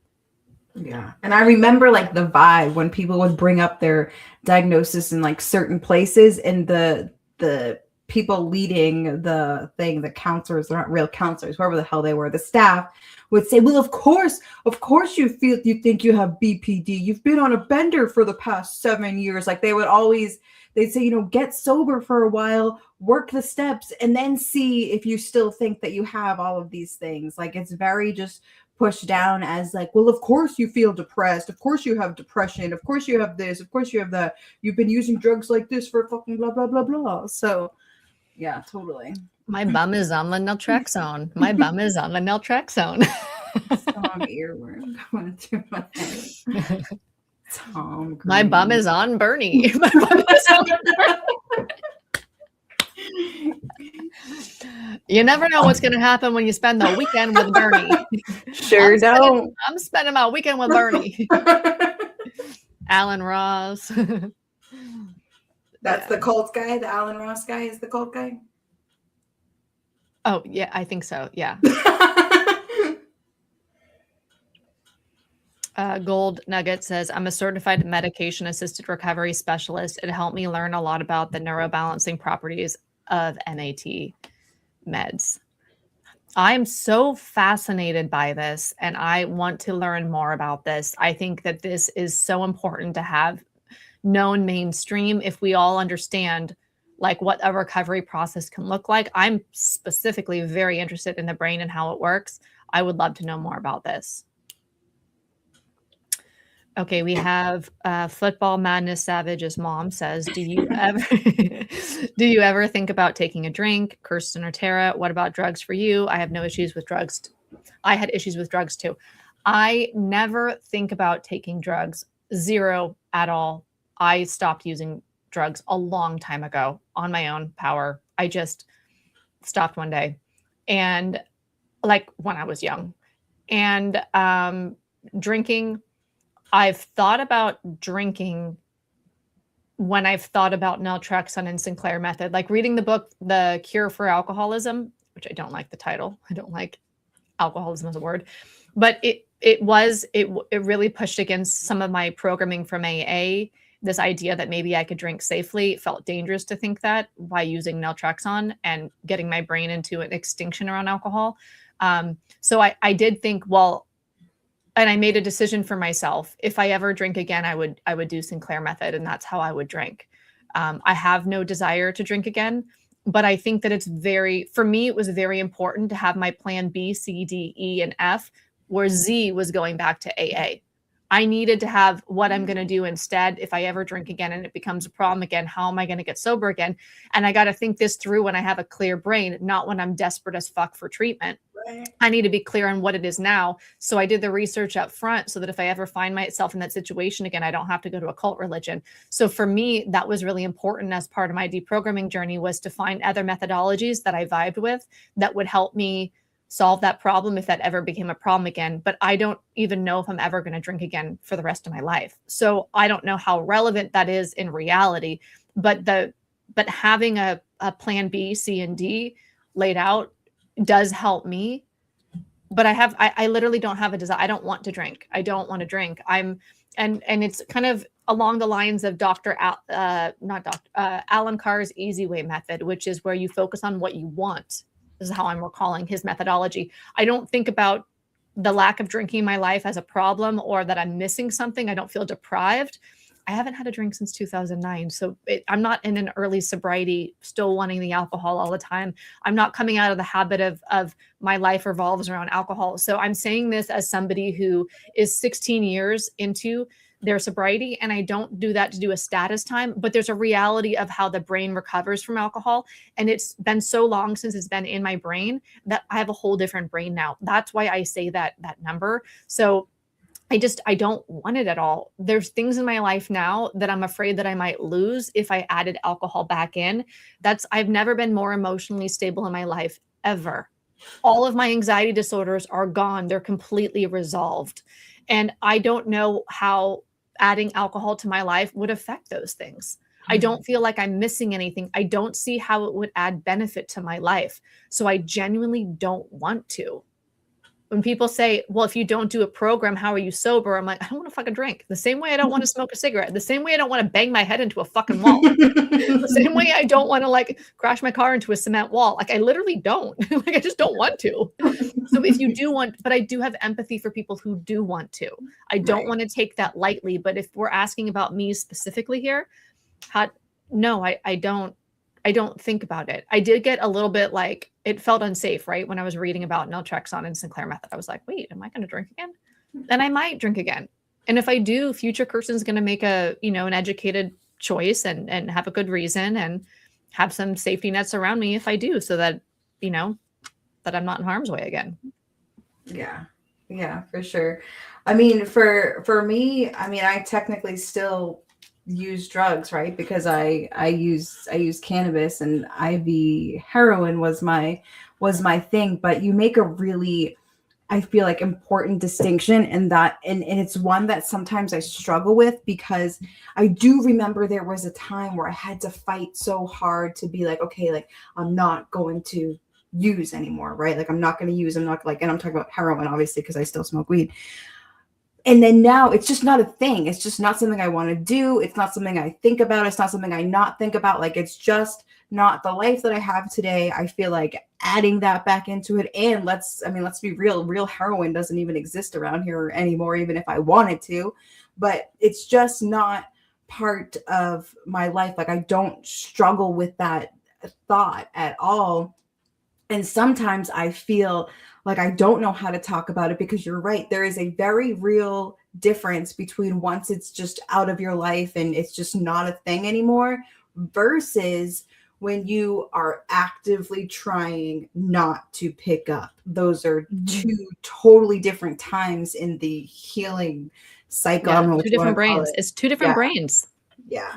So for me, cannabis is something that I use. It's not harm reduction for me. I feel like every time I talk about using cannabis, people like, yay for harm reduction. And for me, it's not harm reduction, because I use it because I like it, and it's something that I enjoy doing. It's not like if I didn't have cannabis that I would use something else, right? It's just that is a substance very much like caffeine that I have kept in my life, and it works well for me and I enjoy it, and that's that. But yeah, so it's different. Everybody's different, right? Like some people still consume some substances, some people don't, and it's just everyone's got their own path.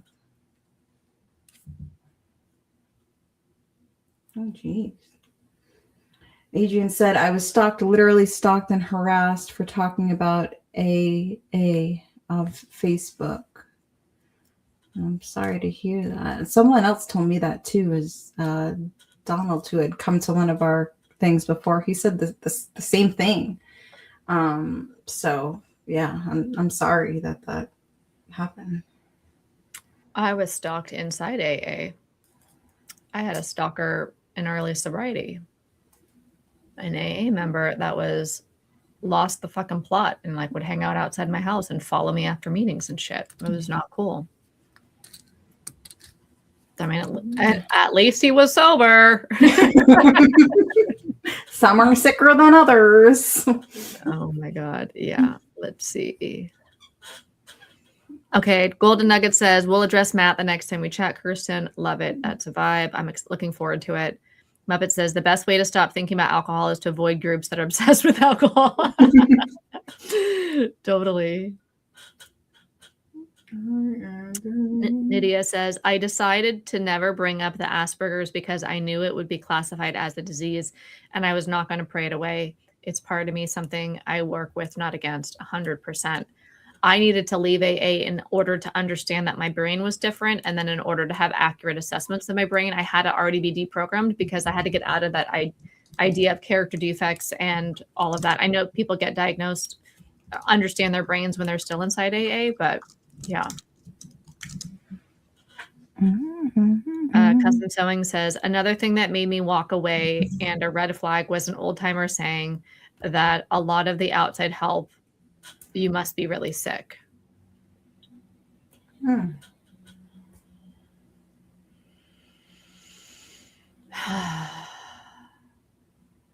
So yeah, sick of you, motherfucker.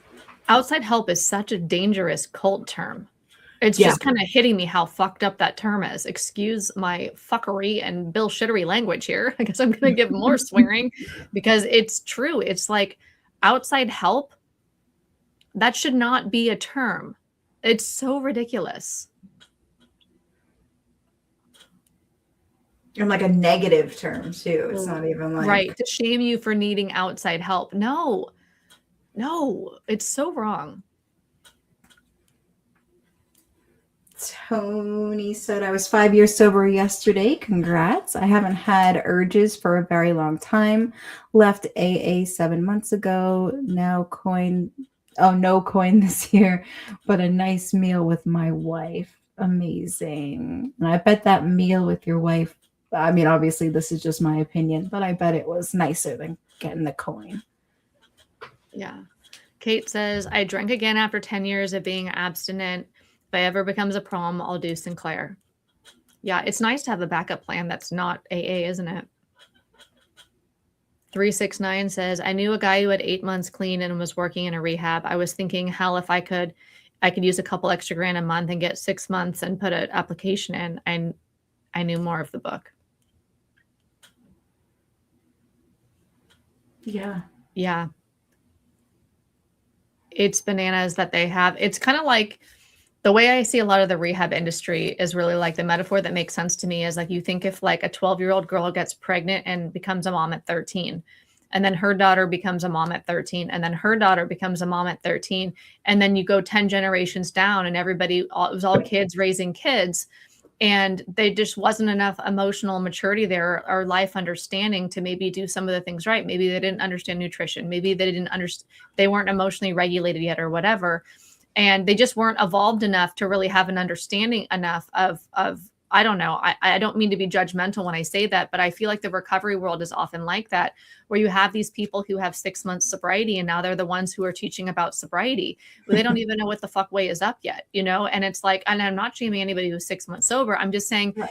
that generally the way, if to become a doctor, you have to go through what? You have to go through all of kindergarten through high school or whatever it's called in your country. Then you have to go to college or university for 4 years. Then you go to medical school. Then you go to you do like an internship or whatever. You do rounds. I mean, you go through all of this training to get qualified. And then you have these people in recovery, and it's, you know, especially if you're going to say it's disease, shouldn't there be medical training? There isn't really training other than cult indoctrination. And then you're suddenly in charge. And then you're teaching the new people, the next generation of teachers who are going to then teach when they're 6 months, 9 months into the thing. And it's like 10 generations of like 12-year-old moms. It's not wrong. I mean, we just deserve better. We deserve people who have a broader understanding. I'm still barely understanding it all, and I'm researching it like a maniac.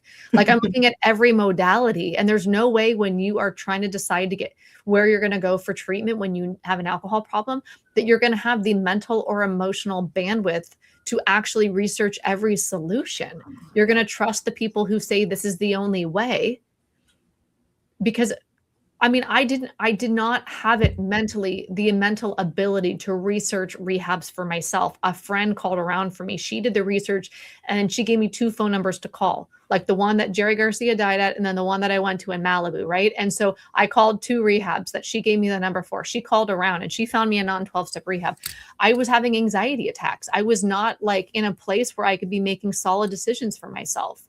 I was in a bad way, which is why I was going to rehab.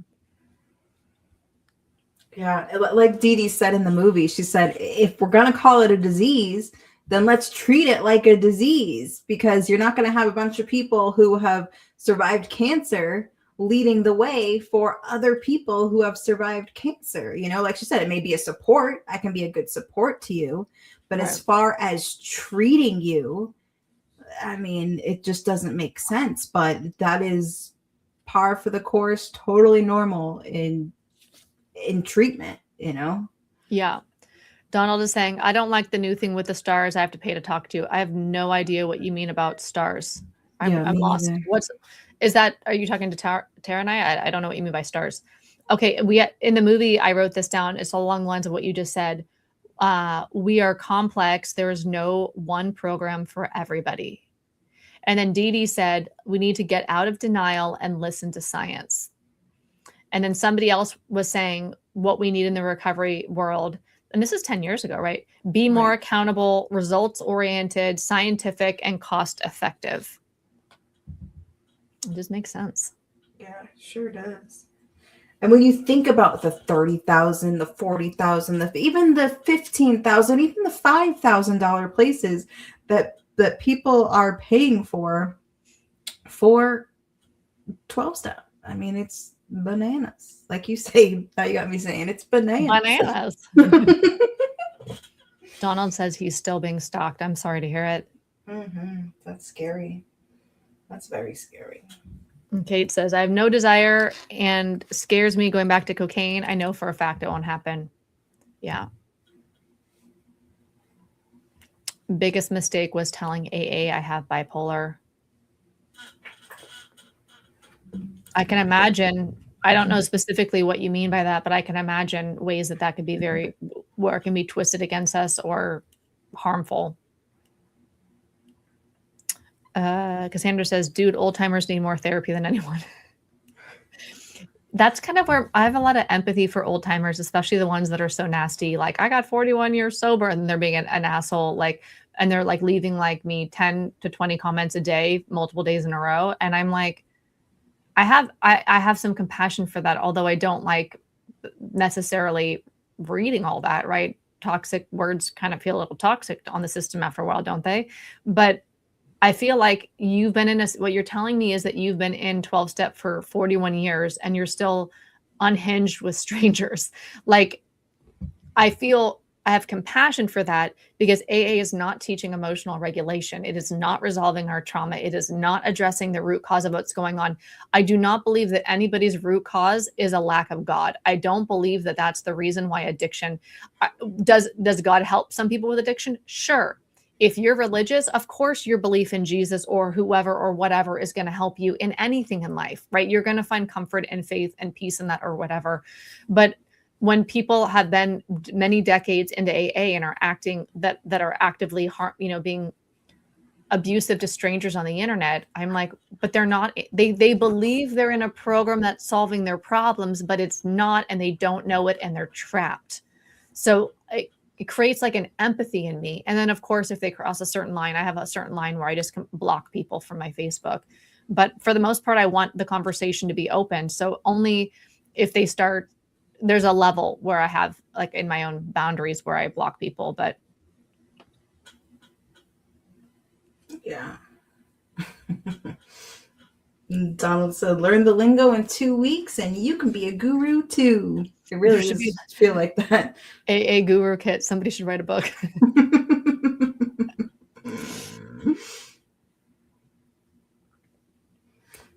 The Muppet named Mo said, AA loves dangerous people. People who did time for taking other people's lives were treated like royalty when I was there.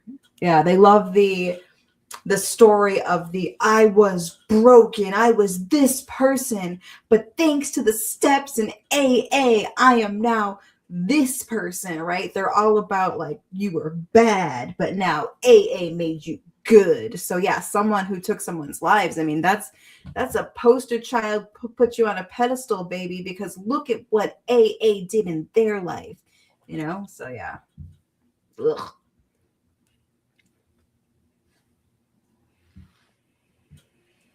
Kate says, when I saw in the documentary, this is the business of recovery, standing on recovery business over here, that you don't even need a high school diploma, I was absolutely shocked. Yeah. I was horrified. I am horrified about how treatment works in emerging countries, developing countries, things like that. Y'all know most of my AA life was in Bali, Indonesia. And I did work in a treatment center there for 6 months. And it literally was, people would come to Bali, mostly Australians. They would get sober. They would stay. They'd get swooped into the fellowship, right? They'd stay on the island and be like, I'll just do my first year of sobriety here before I go back home, or first couple years, or move here completely. And then by 6 months sober in 12-step, it was a 12-step rehab. And the fellowship is so small there. There's not many people at all. So everybody knows everybody. And then they'd start working at the rehabs when they were 6 months sober.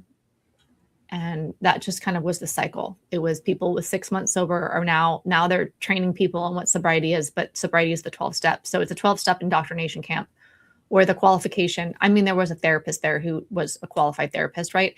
But the staff running the group meetings and all like that, it's people, the requirement was like 6 months AA. Okay, so here's more on that stars upon stars thing. Okay, Donald says, a picture of Tara with the thing that says, send 200 stars to see your comment here. It's a new thing. I don't know anything about this. Is that? Oh, yeah, I think it's just like, I didn't set that up, but I think it's just like you get like a highlighted comment, but you don't have to pay to comment. You can still comment, but it's just like a special comment that Facebook does. You got to pay to play. We're gonna sell some AA bingo here. I'm gonna pick, but I read the Cochrane study with it works if you work at Square. For 500. You said in scientific journals, I can't talk. It has been noted that rehabs and AAs have low efficiency. Yeah, it was funny, that guy, I forget who he was, but he was like from some drug organization or some government. Yeah, I wrote it down. It was the National Institute of Drug Abuse. Yeah, and he was basically like, it's all anecdotal. We don't have any studies. He said it's anecdotal evidence, not scientific evidence. There is no evidence. I wrote that down because I was like, yeah, let's just tell the truth up in here. But if you tell the truth, you're a basher. You're a basher. Don't talk about the science. You're a basher. I'm like, maybe I should embrace this basherhood. Right? Basher's gonna bash. I'm a basher, bitch, instead of a Britney. My mom is on the basher. My mom is on the basher. What, Rob? That's crazy. On my way to facilitate an in-person Mara meeting. This was great. Thank you so much. Enjoy. Have fun. Great to have you here. Aloha, besties. Aloha.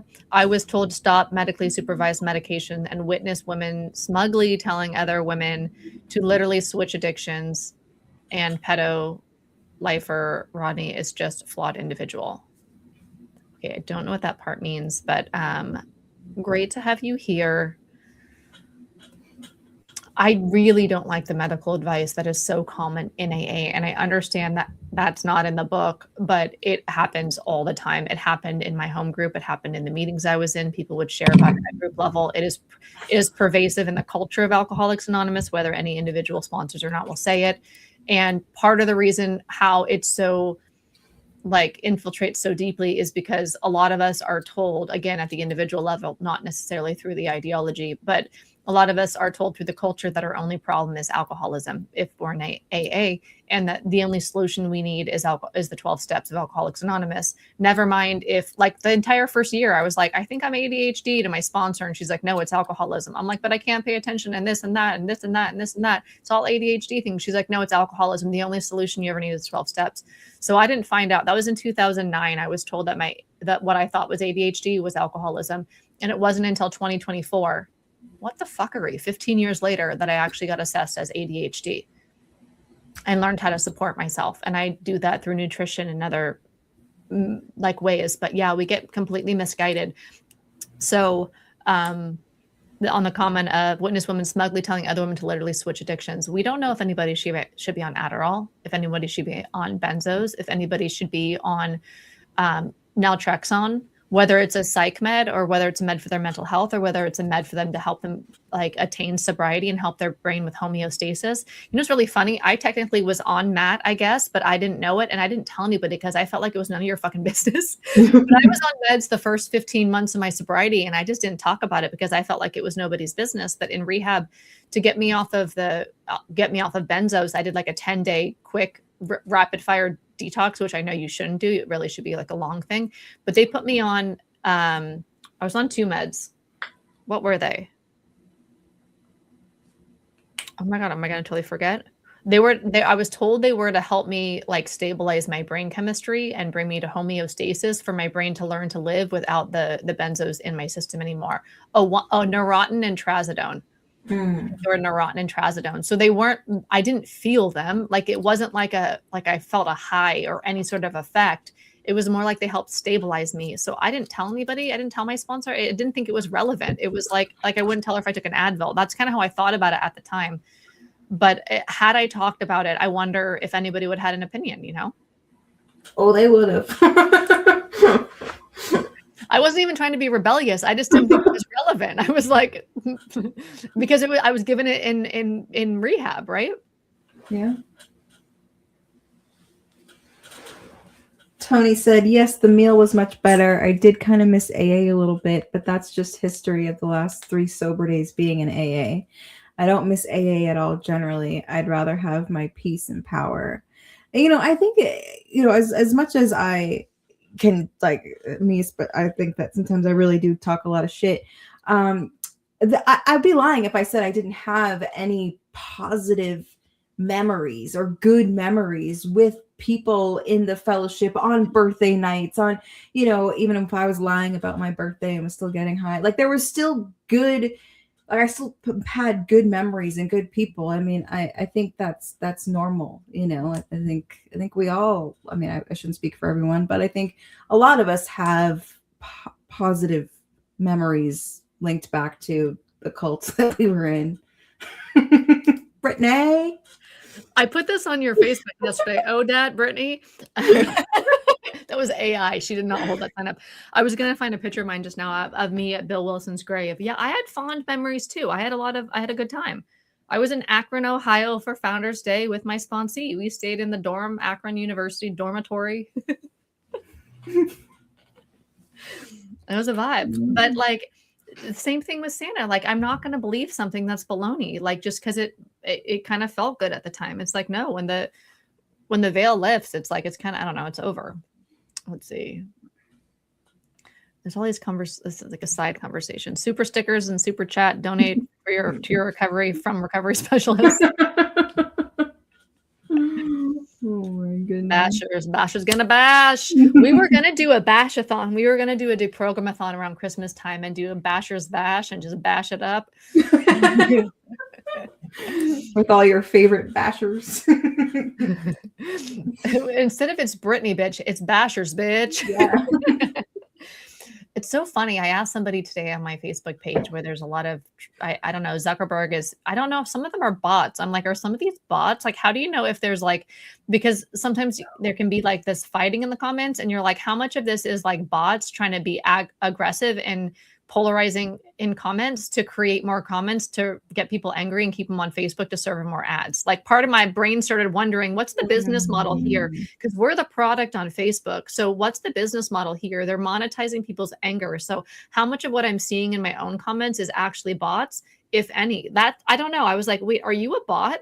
Because I keep getting this one comment and I'm like, is this a bot? Because people keep saying you're stupid and they spell it Y-O-U-R. And I'm like, are you a bot?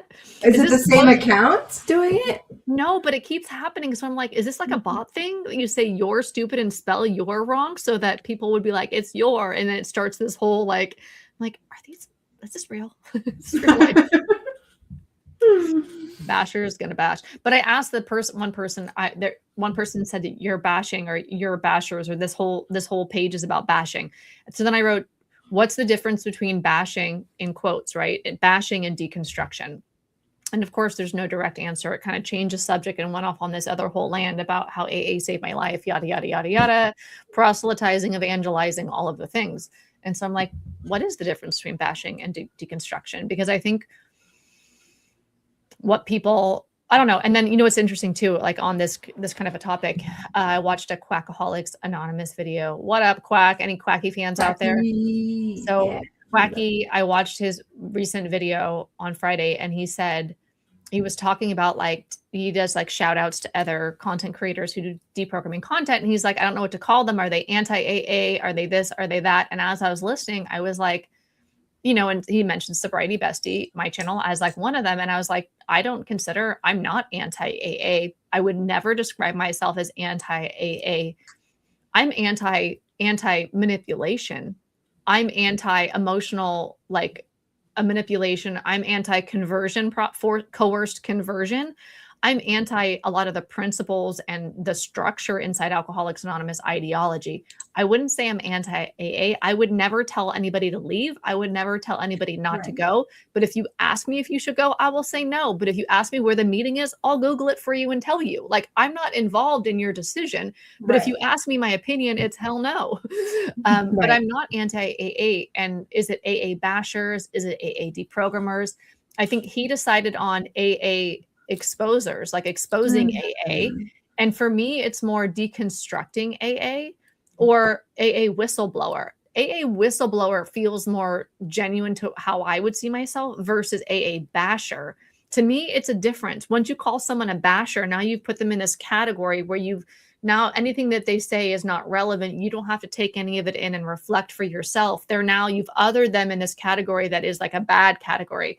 I'm very cautious when people say basher in general, because I just feel like it's propaganda, honestly. Yeah. Yeah. It is interesting. I just consider myself because for me, it's not just about AA, right? Like a big part of it is the treatment industry and just all of the harm that comes from that. So I just feel like I'm technically like a recovering from recovery type vibe, Mr. Pug said, thank you so much, everyone. Always a pleasure, stay critical. Yes, use your mind, guys. And I really feel like this phase of recovery that those of us who go through 12-step, a lot of us go through, the recovering from recovery is a valid step. It deserves airtime. It deserves to be allowed to be talked about online. It deserves a path, validation, support. Just like getting sober from alcohol, getting sober from Alcoholics Anonymous is another phase for a lot of us in our evolution after addiction or after problematic usage or whatever.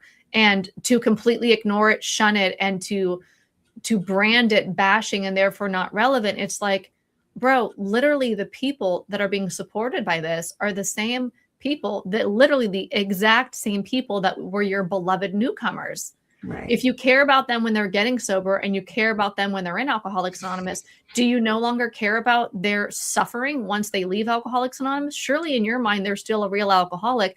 Aren't they an alcoholic who's struggling and suffering? Even though they're suffering from AA ideology, do you no longer care about them? Anybody who even talks about that they're suffering after AA from AA is a basher, therefore not relevant and is harmful and needs to be stalked or trolled or whatever. Like, we can't even talk about that problem. Go fuck yourself. Like, that's how I feel. It's like, no, we get to talk about that problem. Yeah. We get to solve that problem. We get to be supported in that problem. There's a whole journey of recovery, and we can't leave out a critical piece at the end. I don't think it's fair. And I felt like no one's talking about it, and it's really bothering me that people aren't just talking about it freely, and it's not commonly known that this is a phase of recovery, the phase where you leave 12-step and you deprogram from 12-step. Okay, maybe going to the cult religion is the best thing for you. But then when you're done, now you go through phase 2, which is getting that out of your head. Get it into your head. It might help you. It helps some people. And then get it out of your head. And then this is a normal part. Just like if you, sometimes you're going to, you're going to get a certain medical treatment, and then you need to recover from the treatment for whatever reason. Like, you're going to get a C-section so you can deliver a baby safely. And now you need to recover from the procedure, which is a C-section, which means now there's the recover from the procedure, from the treatment. And just to brand it all as bashing, I'm like, I just feel like, I feel like I wish more of us were talking about it. I wish it was more mainstream. I wish it wasn't demonized. But so I feel really strongly that this message needs to be heard, that we get to have spaces where we can talk about this, including everything that you guys are saying here in the comments. Yeah, it's a much needed, under talked about thing that so many people go through, and then so many people think that there's way too many people. Like, what keeps me talking about, like I said, like sometimes I just want to close all my accounts and like there's just give me peace, but there's way too many people who are stuck believing that it's a them problem, and that is what keeps me going, is because I was that person who truly believed it was my fault that it didn't work and that it worked for most people. Brittany. It's ODAT, bitch.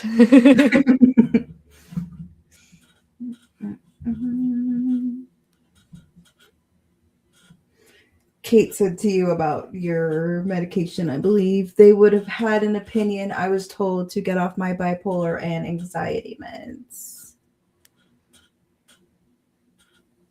I'm looking for a photo right now, so forgive me for looking down here. My best memories were stories like the one Kirsten said at the club and dancing on the stage. My bum is on Tom Green. That's so funny. I was just like, everyone is so sweaty. I'm going to go on stage. Fuck it. I know. With Tom Green. Nobody kicked me off. I just want a place to dance with nobody touching me. Didn't you ever get claustrophobic at the club? Oh, yeah. It's so sweaty. Like you said, it's just a sweat. Just sweat. That's sweat everywhere. What? Okay, let's see. Yeah, do you think that they are, some of the 12-step comments are bots? What do we think here, guys? Because I think if they get you hooked, right, you're going to keep coming back, and then their business model, like, why would they not? Like, why would people not do that? I don't know. Isn't that, I heard somebody say, and I didn't actually research, so I hold this stat loosely, right? that 51% of, did they say social media was bots and not humans? That might have been more like, is that Twitter? I don't know. I just started thinking, like, how much of the comments are bots? And what does that even mean? Okay, here's a photo. We're doing Kirsten's photos. We want to do Kirsten's AA tourism. So this would that would be me at Dr. Bob's grave. Any Dr. Bob fans out there? My shirt says, is it odd or is it God? Yeah. Gotta love it. Bill's grave was different. Somebody said they wanted to see the picture at Bill's grave. Please find and share the picture at Bill's grave. I'm looking for that now. But let's pull up more comments in the meantime. Kang Mob said, I think using the jargon is lame as fuck. Why would I want to keep cult, I don't know how to say that word, that is in my daily lexicon. It's an ineffective oversimplification of authentic dialogue. Yeah. Oh. Billy's grave selfie. Look at my shirt. I got that at Dr. Bob's house. Bill's friends. Oh, yeah. I'm serious. You're very serious. How do you know you're a true believer? You're crying on the cult leader's grave, thanking him for your life. Yeah. Blue Butterfly says, AA whistleblower is the best description. Yeah, because there's not judgment. I'm blowing the whistle on it. That's how I feel about it. My biggest thing is that it's not true. It's a gaslight. It's misdiagnosis. It's harmful because it's not true. And it's opinions presented as facts. That's my problem with it. There are many problems with it. Like, I love that Monica Richardson's went the 13th step route. That's a problem, but that's not the one that I feel passionate to like. The one that leads me is that it's a lie. It's a myth. We're sold a lie as if it's real and that actual humans are dying because of this, or dying. And it's probably in part due to this, right? That it's wasting our lives. We're spinning around on this hamster wheel going nowhere. And so, yeah, blowing the whistle on it is what it feels like to me. It's dissent. It's not hate. It's not anti. It's not bashing. I mean, maybe those are all the same words and people are going to have a different perspective on all the same thing. But for me, it's more like, it's not true. And we need to know. We need to know if we're leaving that, no, we're not alone in our thoughts. We're not crazy. We can trust ourselves. It's okay to leave. You might need support. I needed therapy to get out of AA. I needed to be able to talk to somebody about what I was feeling and thinking and have somebody who wasn't in AA to help validate me in my path out. Yeah, it's pretty crazy when like you want to get out, but then you're like, that has to be my disease. My disease wants me dead. That's why it thinks I should stop. Like, what the hell, you know? Yeah, I had someone today trying to tell me why they can't trust their thinking and it's not safe to me in DMs. And I was like, okay, I have no interest in converting anybody. I'm not going to tell you that that's harmful and you shouldn't do that. It's your choice, but you're not going to, but I wrote back, like, if you're trying to convert me, I'm not available to be converted back into AA ideology. I understand that you have what works for you and I'm very happy for you. But I'm not going to take your thoughts, which I don't agree with, as my perspective. Right. And if that's what you're doing, you're just wasting your time. I'm not going to convert you and you're not going to convert me. And that's okay. Right. It's okay that we think different. Like, it is okay. And so, but I secretly was like, I think the reason why this person's writing me is because they want to convert me, you know, and I get that because that's what AA culture is like. It's like, we got to convert people, but I'm not convertible. You better work, bitch. I think we already read that one. I think you didn't notice, probably because you're looking for the picture. Okay. The Muppet named Mo said AA doesn't want a cure for a substance use disorder. They need people to pass away as part of their scare tactics. Yeah, so that way they can use you as the warning, right? Green Mountain Mama says Dr. Bob and Bill Wilson were both born in Vermont. as was Joseph Smith, something culty in the water. Joseph Smith, that's the Mormon leader, is that right? Yeah, so the picture of me at Bill Wilson's grave is in Vermont. The picture of me, or well, Bill Wilson's grave, he was born and buried in Vermont, East Dorset, and Dr. Bob is buried in Akron, Ohio. Bobby. Wasn't Dr. Bob afraid of women ruining AA? Didn't he stick an AA member on his underage daughter? There's some scandal about that. Somebody mentioned that. So there was something weird. I was never, okay, I don't mean to be rude here, but I never vibed with Dr. Bob. Maybe he wasn't charismatic enough of a leader. Maybe he didn't roll into the mythology origin as much as Bill did. I was like a Bill person. Do we have Team Bill and Team Dr. Bob for those of us who were former true believers? Obviously, currently, I'm not into either of them, but I was like a Bill person. I wasn't a Bob person. Maybe they were Bob people. I actually had an AA boyfriend at one time, and before I ever met him, he had a dog that was named Dr. Bob. He named his pit bull Dr. Bob. Like my friend Melissa with her cat, Ebby Thatcher. Ebby.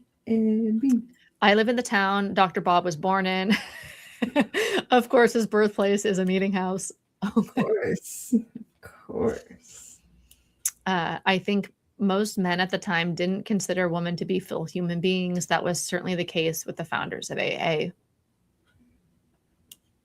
Yeah. Fuck.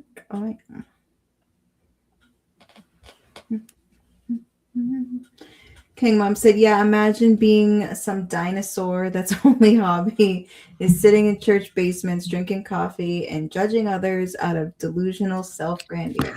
That's not life. That's just toxic existence. Oh, one thing that I have in my notes from the movie that we haven't touched on yet. They said, I noticed that there was a little bit of indoctrination in the movie. And I don't fault the movie makers. This speaks to AA indoctrination domination. They said that they did not write out the 12 things that helped them. Oh, they said in there that when they were introducing Bill and Dr. Bob, they said that they wrote out the 12 things that helped them the most, and that's what they made the 12 steps. I was like, that's the origin myth. That is the myth that Bill looked at what helped people the most and wrote it down, and that's the 12 steps, or that he channeled those 12 steps from God. Those are origin mythologies, which most cults have origin mythological things. Also, I've just been reading this book called What is Fascism? Fascist groups also have mythological origin stories. The truth is that there were 6 principles, if you want to call them that, from the Oxford group. They involve things like confession, step 5, surrender, step 3, or the whole damn thing, quiet time with God, step 11, recruiting, proselytizing, evangelizing, spreading the message, step 12. So there were 6 core tenets or principles of the Oxford group, and Bill took those and then he stretched them apart he said he wanted to make them more specific because alcoholics can't have any wiggle room because they'll wiggle the way out of it. So he already has a very condescending view on these so-called alcoholics. So he beefed up Oxford's 6 tenets or principles, which are literal Christian or literal religious steps. And again, I'll say this a million times, there's nothing wrong with religious steps, but they're religious steps. They're not a path of recovery. They're a path to convert you to religion. That's just what they are, Yeah, I definitely feel like the movie gave I don't know if the word's a pass, but they definitely were light on some of the real hardcore facts that I think families would appreciate knowing, because again, parents these 12 steps that my kid just has to do, and then if they do these steps, but do parents realize that they came from the Oxford group? Do parents realize how much surrendering to God and getting rid of self and all that shit, do parents realize that that's what it's about? I mean, obviously some do, but a lot don't. I know my parents, and my mom is Miss Little Catholic, goes to church every Sunday. And even she, when she found out what they were, she was like, I was scammed. I was scammed, Yeah. you know? So Kate said no one cared about Dr. Bob. Yeah, I feel like nobody talked about him. She said Bill made it all about himself. Yeah, it's funny. That same person that was DMing me, they wrote, you're telling me I've been conned. And I was like,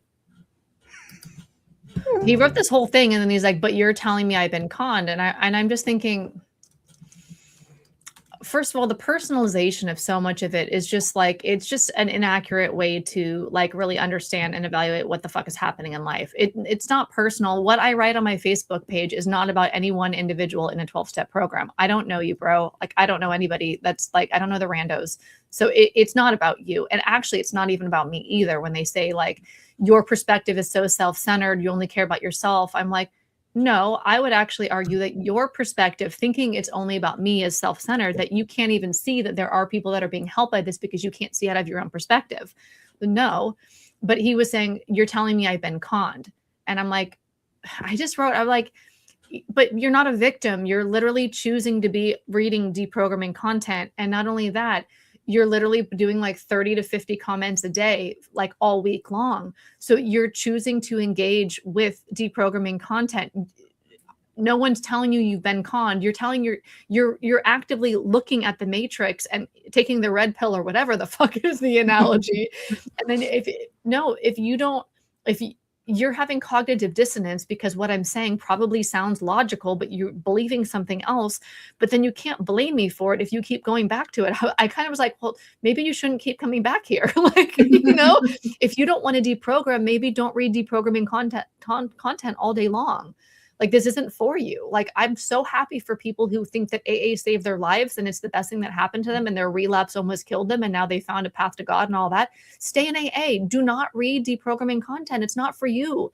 I don't think that you should leave AA then. If you think it is your thing and you found your religion and you found your group and you found your people and you found your path and everything in your life is great, that's perfect. Don't keep reading deprogramming content. Like, if you don't want to path out, don't read it. It's just going to be a mind fuck. It's going to be cognitive dissonance. I don't think I could have engaged with deprogramming content before I was ready to leave. Oh no. I couldn't even, when I was at Bill's house, Stepping Stones in New York, which is not where his grave is. His grave's in Vermont. And the tour guide there said that Bill was a salesman and it was 82 people, not 100, when they said we the 100 of Alcoholics Anonymous, that it was 82 people. I couldn't even hear that. That was a red flag that I buried in my head. I thought it was weird, but I never went further on it. Like, wait, Bill lied. I was like, I can't even go there until the night that I left AA. And then I remembered that. I was like, oh yeah, I buried that red flag. I painted it green and buried it. I took all the red flags about AA and I spray painted them green, or I hid them in my brain because of cognitive dissonance. And maybe they shouldn't look it out. If you want to stay in AA, you shouldn't read deprogramming content. It's not going to be helpful. It's going to be a mind fuck or make you angry. Real mad. They do get mad. Oh, wait, we have these ones about Dr. Bob. Amanda said, I have a portrait of Dr. Bob that I won at a fundraiser for a YA conference. Oh my God, we should totally have we should do awards. We should do Bernie Bestie. We should do like a raffles and stuff. And Dr. Bob picks. Amanda said, who else has at least one sobriety tattoo? I thankfully don't. But I know a lot of people do. A hell of a lot of people. A lot of serenity prayers, a lot of like, a woman I sponsored had the promises written on her finger. Wow. Cassandra said, even non-religious parents actually will take God talk over addiction, so they get indoctrinated too. Yeah. Yeah, because even my mom was like, she wasn't happy that it was not her God, and she still felt conned. But yeah, she would definitely, she was like, well, at least you have a relationship with him, like that type of vibe.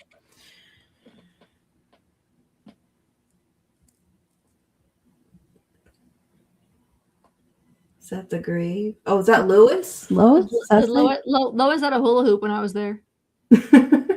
Lois should be appointed for sainthood. That's Lois's grave, right next to Bill's. Yeah.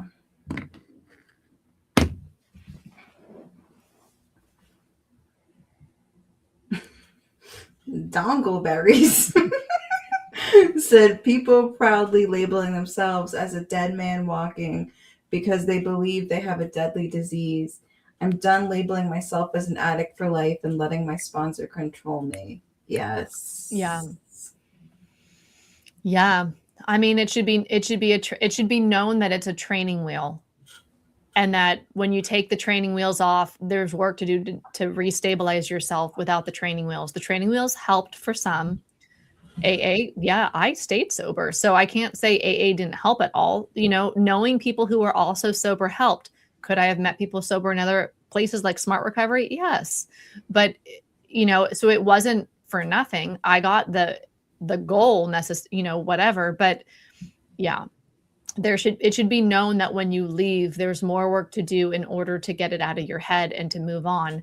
And that although it might be helpful to think of it as a disease for a period of time, it's actually not. And you need to realize that so that, you can leave. But that's why I think that you can't even change AA to make it safer or better, because it fundamentally is inaccurate. And then in order to break that conditioning, like, you really need to have like I just don't think there's a way to make AA ideology safer, because it fundamentally just isn't, like, there's no way to make Santa more real. Like, it's just right. Right. And it's like people always talk about, well, they need to update it. And it's like, but the foundation of the fact that it hasn't changed is what a lot of members love, right? Is that the fact that it hasn't changed, and this has been the way for so many alcoholics and blah blah blah blah. So I don't see the powers that be in the GSO office or whatever, that if they could all do a vote or however they would do it, I don't see that being even an interest to them, because they don't see that as a problem. They see it as a good thing that it hasn't changed, Right. And then if you go to a business meeting where anyone talks about changing one word ever in anything, it's like a whole, like, this is the path for millions. Why would you want to change it? We've saved millions. You can't change a damn word. Keep to the wives exactly as it is. It totally makes sense. Your wife has a disease if she doesn't like your assholism. I mean, alcoholism. Nydia says, in my AA group, they had these posters of Bill W. and Dr. Bob, and I found them creepy. I said that was cultish from the beginning, 100%.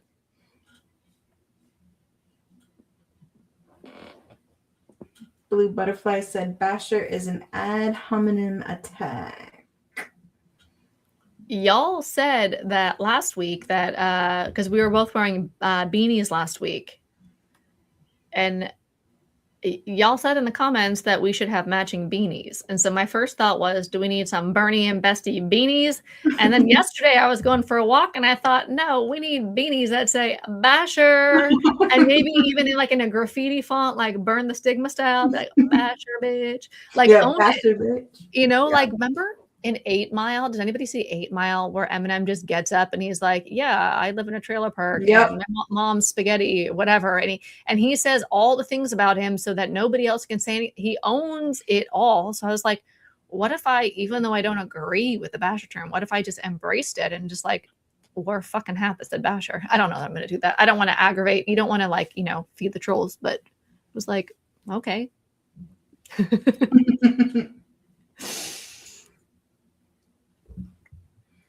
Kate said Catholics shouldn't like AA because of the God as you understand it. Yeah, I think it's obviously differs from personal. But my mom, she definitely, when she found out it was the steps were about God, she literally felt scammed. But then she was like, well, at least you have a relationship with God, even if it's not how I think it should be.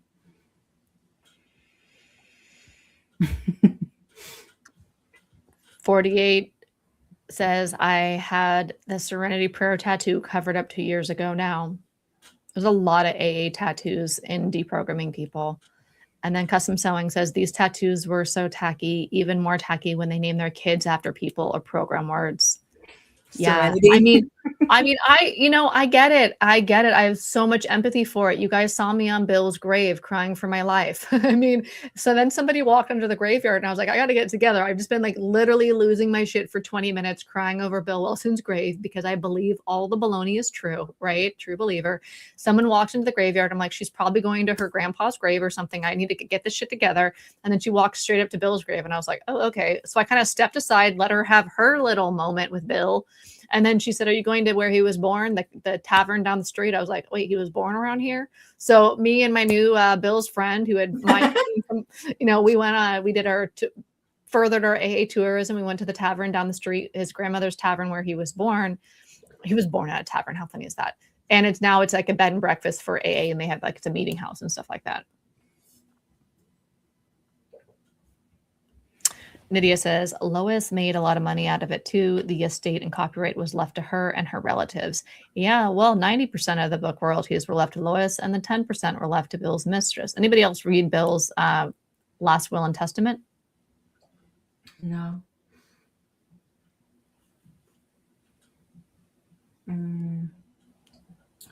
Cassandra Lee said, I got forever grateful tattooed and now I hate forced gratitude. I know what you mean about the like grateful and gratitude. Like I have weird relationship with those words too. Oh my God, the Al-Anon hula hoop of minding your own business. Wow, that's a sad grave. Wait, is that an Al-Anon thing, hula hoops? I had no idea. I was like, why is there a hula hoop on her grave?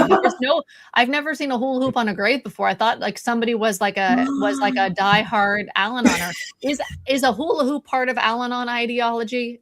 I don't get the reference. Is that what you're saying, Lavender? I'll let a girl know if this hula hoop thing. I did leave. I was 8 years sober at the time. I did leave my fancy 8-year chip that my sponsor bought me. That was like a fancy one, fancy pants coin. I left it on Bill's grave, as you do. Like Cassandra said, I saw a woman in AA pissed about the plain language book, so none of them want to change it. Yeah, they were so... Lois is the anti-feminist, Kate says. Yeah, I can see that.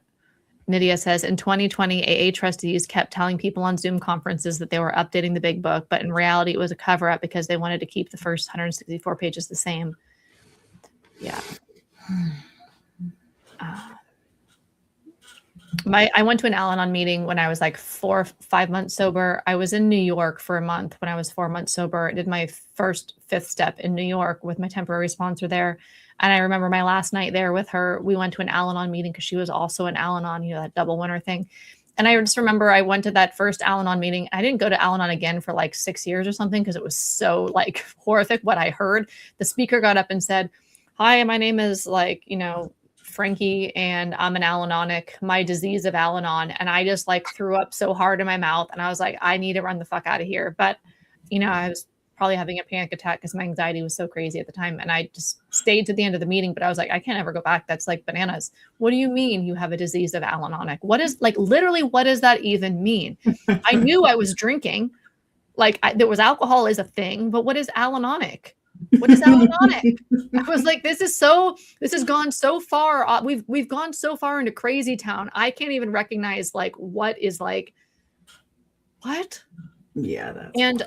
I don't know what they're actually talking about because a lot of the stuff that's totally baloney is pointing to something real. So when they talk about a fatal progressive disease, in my opinion, and my research, that is 100% not true, but it's pointing to something. They were describing real phenomenon with their own interpretation and then made it as law kind of a vibe. So when they talk about fatal progressive disease, now when I look at Sinclair method, Dr. Sinclair's research, he talks about alcohol deprivation effect. So I can find in current science literature explanations for some of this mythology. It's different. It's something else. Nothing's in the parking lot. It's neurology. It's learned conditioning in the brain. And so I think some of this stuff, I don't know what Al-Anon, when they say I'm Al-Anonic and I have the disease of Al-Anon, what are they talking about? Are they talking about a personality disorder? What the DSM-5 would call a personality disorder? Are they talking about neurodivergence? Are they talking about unresolved trauma? Like they might be pointing towards something, because when I was saying alcoholism and character defects, I was talking about, but didn't know it, autism and ADHD.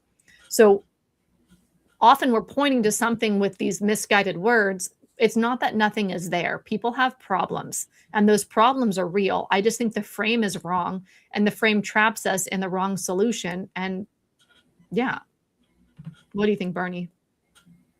Yeah, I mean, like the people are saying it's about codependency, but from what I've learned, I still got to do more research, but the whole codependent thing is not a real thing either. There's like no disease of codependency. It's not a disease. There is no disease. Yeah. It might be a trauma. It might be having to do with like an attachment wound, or I don't know, like a trauma. Right. Codependency is not real.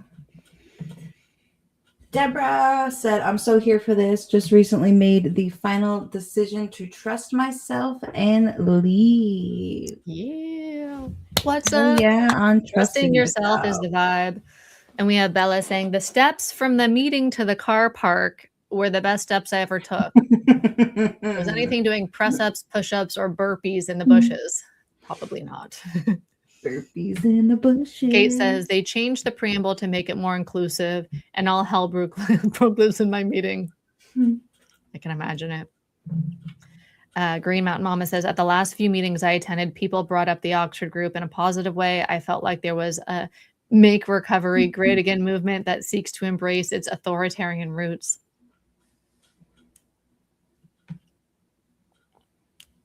Trishan Progress said, but they did change the preamble. It's now a fellowship of people instead of fellowship of men and women. Well, they got one word phrase.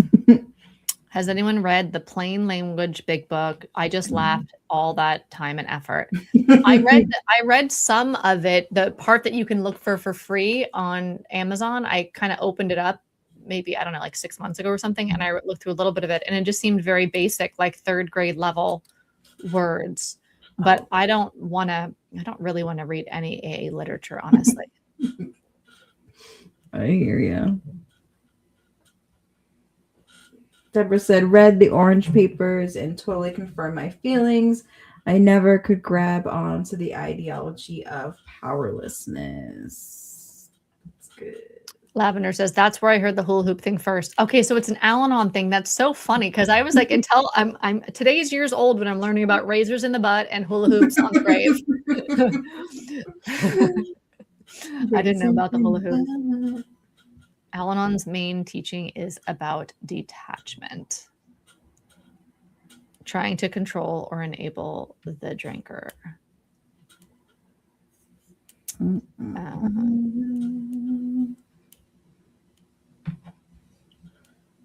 Kate says codependency is 12 steps. It doesn't exist as a psychological term. We should talk about this at one point. We totally should. I do have to get off soon, and I'm sure Tara Grace does too. There's biological things need to happen. Yeah. But I like that as a topic. The codependency, is it a fallacy? What do we think? So glad she's Shmashker. Sorry, I'm probably saying that wrong. So glad I'm catching a live. Oh, welcome to the live. I felt guilty for not feeling guilty about finally leaving AA behind. Lol, and your content helps so much. Great to hear it. I felt so guilty leaving.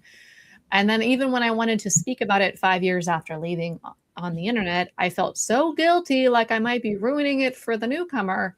And I had a therapist, the lady who assessed me as autistic and ADHD. I was telling her I wanted to talk about AA as I wanted to just dissent, basically. I was like, but I feel responsible. I don't want to ruin it for the newcomer, kind of a thing. And she's like, you're not fucking God. You can't control anybody else. You can say your truth and it's fine. You're not responsible for anybody else. You're allowed to speak your mind, and you don't have the power to get someone sober or to get them drunk. Like none of that's real. Like you can be yourself.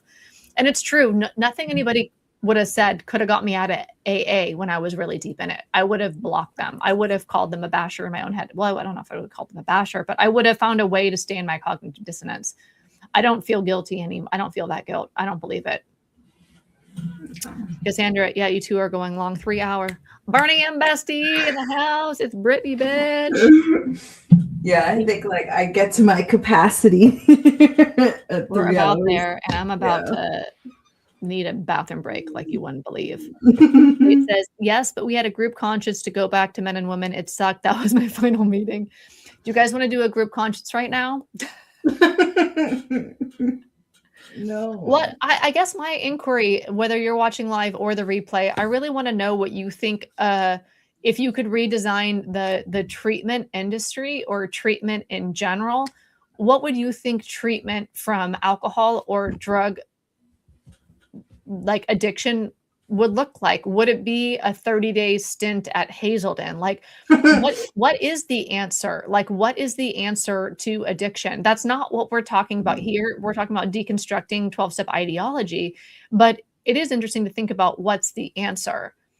For me, something in the harm reduction category is what feels the most compassionate, realistic, effective. Yeah.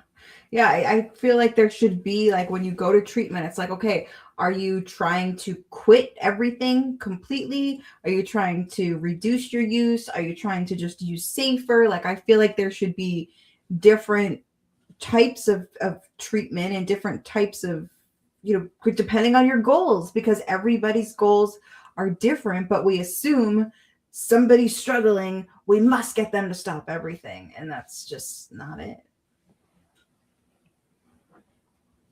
Green Mountain Mama said, the plain language book still has all the same shitty advice, even down to having the new recruit live with you. Oh, Jesus. They changed literally nothing aside from simplifying the language. Yeah. Remember when Bill admitted that his program was so defective, that ineffective, that somebody killed him, someone suicided in his own living room? That's in the big book? Isn't that a red flag? No. That you're taking on very serious medical condition kind of people into your own home, and that they're not even surviving a trip to your living room. Yep. Is that a red flag to anybody? Hey, did you guys like this? Let me know, like right now, if you're here live and vibing and you're still here, or if you're catching the replay. Did you like this, that we told you like a couple days in advance that we were gonna, or announced? I hope you saw it in plenty of time to watch the movie if you wanted. Did you like this idea of we can watch a movie and talk about it? Was that a fun way to do it? Is there other movies that you'd like us to do this with and have kind of like a little live stream powwow afterwards, deconstruct from the movie? Is there other movies you think are great that we should watch together? Did you like this kind of a vibe? What do you like? For me, it's I have a lot of empathy for you as the viewer. What would serve you? What do you think would be helpful? What do you want more of? I'm always trying to be very in touch with what you actually enjoy. Bernie's trying to take off here. You see her? She's trying to take off. She's like, I have to go pee so bad. If I don't flap my hands, I'm going to wet myself. And don't call it out because I'm literally pissing my pants right now. It's not okay. Kirsten, I've been sitting here for 3 minutes. I did not smoke pot. I did not go pee. I did not pass go. Get me the fuck out of here. You know I'm ADHD. Don't fuck with me. Can I get a Brittany, bitch? Fucking Brittany, bitch, you said it. Time out. I'm literally dying inside. I'm dying. You know what? People are dying.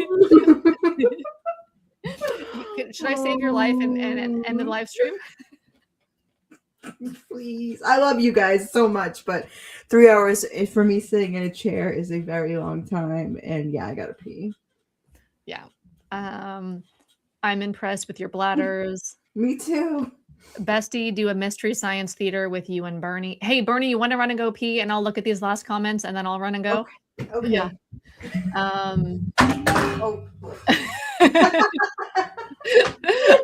I'm about to pop too, bladder-wise, but I want to finish up these comments. I'm impressed with. Oh, we already did that one. This is excellent. I will catch what I missed up in the missed in the replay. Yeah. Get to the root of the problem. Trish in progress. Totally. Catching a replay the last hour. Rick. Yeah. Football in session. Who's playing right now? We're getting to the end, huh? We're in the finals. We're getting down to the line here. Lavender says, I missed the first hour, but I really like the idea of a movie before this. Yeah. I thought it might be fun to get Monica Richardson on. Like we watch the 13th Step and then bring her on and we chat about it. That was like an idea I had. But if you have any other movies that you think, maybe the Body Broker movie, any other movies that you think that would be good to talk about together about recovery or 12 Step or whatever. Kate says, I like how they do it in Italy, all professionals and individualized. Not sure about rehabs run by professionals with medication if necessary. Rehabs are very long, though. Like you're in there a long period of time. Something that was in the movie that we just watched, they were talking about how ideally rehab would be not 30 days. It would be, they were talking about like 6 months, 9 months, 12 months. Like, wow. Blue Butterfly says, have a great day. Thank you. Yeah, this has been really fun to unpack it all. Cassandra adds in all therapy is individualized. And Julie says, SMART is embracing harm reduction more and more. It's great to hear. Yeah. Cassandra says, stop treating everybody with one solution. Fully 100% agree. And Deborah says, those AA business meetings were brutal. I remember I was in early sobriety and I went to my first AA business meeting and I had a panic attack. I was like, what is happening here? Because everybody started yelling at everybody. And I was the secretary or the chair of that meeting, like the one leading the meeting, right? So I had to go and I was supposed to like conduct the circus, but I'd never been to one before and everyone started screaming and I just started like hyperventilating. I was like, I don't even know what I'm supposed to say. I was so terrified of everybody. Everyone got so like just wild so fast at that business meeting. I was not emotionally prepared. I'm still probably not.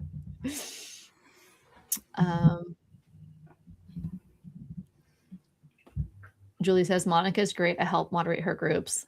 Okay, so why don't you, I'll be right back. Okay. I don't think I can put the comments on the thing, but I will read this one. David said, it's all good. Whatever you want to do gets me pumped up for the court-ordered AA meetings I have to go afterwards.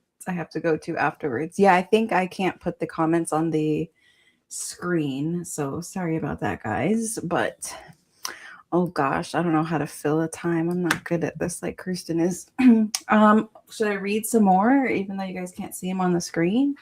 No, probably not. Probably not. You guys probably wouldn't like that. Somebody help me out. I am going, oh my God, what should I say? Yeah, I don't know. Honestly, I'm spent. 3 hours sitting in this chair doing this. I love you guys, but I am spent. We read that one. Lavender Fox has said, have to know Robert's rules of order to survive most business meetings. I don't know what Robert's rules of order are. I'm intrigued. Yeah, I'm going to write that down. Those business meetings are the worst. You had to go. By the way, I feel like a new woman. It is, you know, that road trip, you finally like empty the bladder. I just go with it. I'm going with it. I'm going with this refresh batter over here. You're good, Tara. We had something up here earlier. Lavender Fox says, oh yes, 13th Step with Monica gets my vote. Okay, I love it. Do the comments anyway. Oh, Cassandra. Okay, yeah. Only one person on the live stream is able to pop the comments up, so that's the challenge. Harry says deconstruction with Jake Gyllenhaal, excellent movie. Oh, what is that? I'm gonna write that. I'm intrigued. Same. What is this? Is this about religion? What is this deconstruction? I want to watch this right away. Just give us the name. Speaking my language. I mean, yeah. 3 hours is a long time. Yeah, we're vibing up in here. Oh my God, Robert Rules of Order. Yep. Robert Rules is an old standard. I don't even know what this is. I'm going to write this down. My pen's popping out. Oh, jeez. Robert rules. Robert rules. Robert's rules. We have lavender foxes. You know what? I didn't have any of my squirrels today. Can you believe it? My squirrels are where I start unpacking the context to the point where my context has context, then I forgot my original point, and then I squirrel out, and then I'm like, what was I talking about? And then I'm like, oh, a squirrel. And then I'm like, oh yeah, wait, we're live. I didn't have one of those today. Weird. Lavender says, around here, most of the AA business meetings I was at followed the rules of order. So if you weren't familiar with it, couldn't get a word in edgewise. It was nuts. Okay, I'm going to have to look into that. Yeah, that's crazy. I went to some big book thumpy meetings and I never heard of that. Oh, Sandra said I couldn't find that movie. It was Demolition. Oh. So it's not deconstruction, it's demolition. Well, I'll look for both, but either way, yeah. I'll look for both then. You better work, bitch.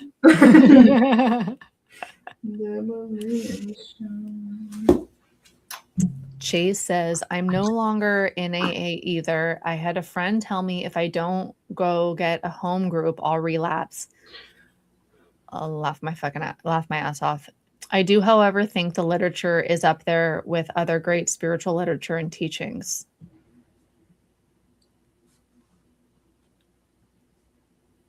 Okay.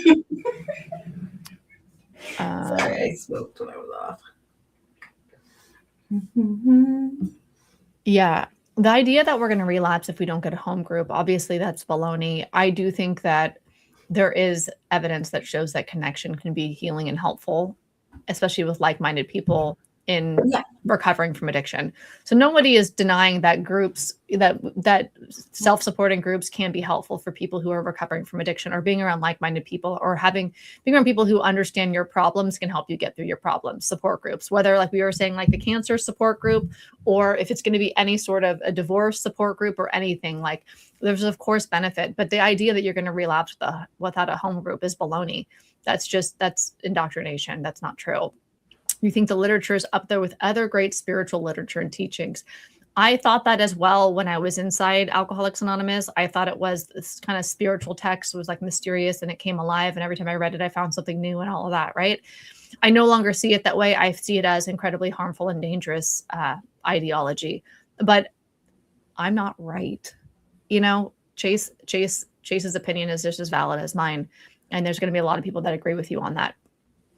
And yeah, I really love that we can have different opinions and that we can have different perspectives, and we can still be respectful and civil, and we can all think different things. To me, it's all about thinking whatever you want. I don't know what anybody should think. I don't.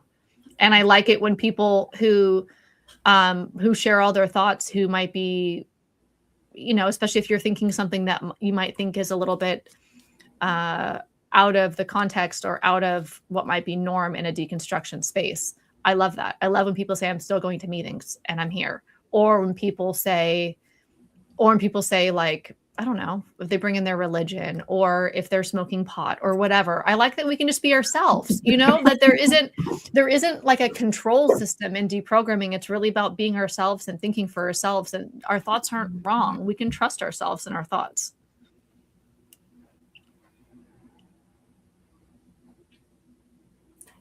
Harry Dodger said they told me that AA business meetings were risky for my sobriety. Sorry. I said Harry Dodgers. I don't know why that made me laugh. They told me that AA business meetings were risky for my sobriety. Wait, what? They told me that AA business meetings because they're triggering as fuck, because people are like ruthless. They're so emotional.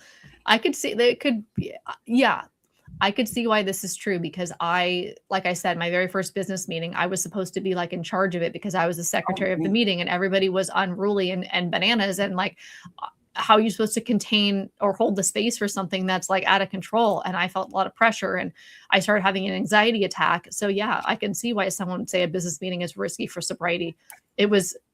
Business meetings are not, they say, not a hotbed of mental health or whatever. Like, I was always told if you're not I forget exactly the phrase, but it was basically like the serious people go to the business meeting. So, but yeah, I mean, they were a little bananas. Yeah, but then they say don't take yourself so damn seriously. Rule 62, bitch. It all contradicts itself, and then you could just pick apart whatever part of the doctrine that pleases the mood. Right. Kate said, I drank after the preamble debacle meeting. I was like, fuck this shit and fuck AA. Cheers. Oh, Harry, is this about the movie? Are we talking about the Jake Gyllenhaal movie now? He lost his wife and started deconstructing everything in his life. That sounds fascinating. I want movies like this on my like to watch list and to chat with you guys about and to do live streams about. I think this isn't talking about the Jake Gyllenhaal movie. Yeah, I think so. If we do watch this and choose to like deconstruct it as a team, like in a live stream with you guys, we'll give you plenty of time notice to watch the movie before we come on live to unpack it. But I like the idea of watching things together too, if we do that. Lavender Foxes said, and everything old business would drag on in debates. New issues in the groups would take months to address. So glad I'll never sit through one of those terrible meetings again. Facts.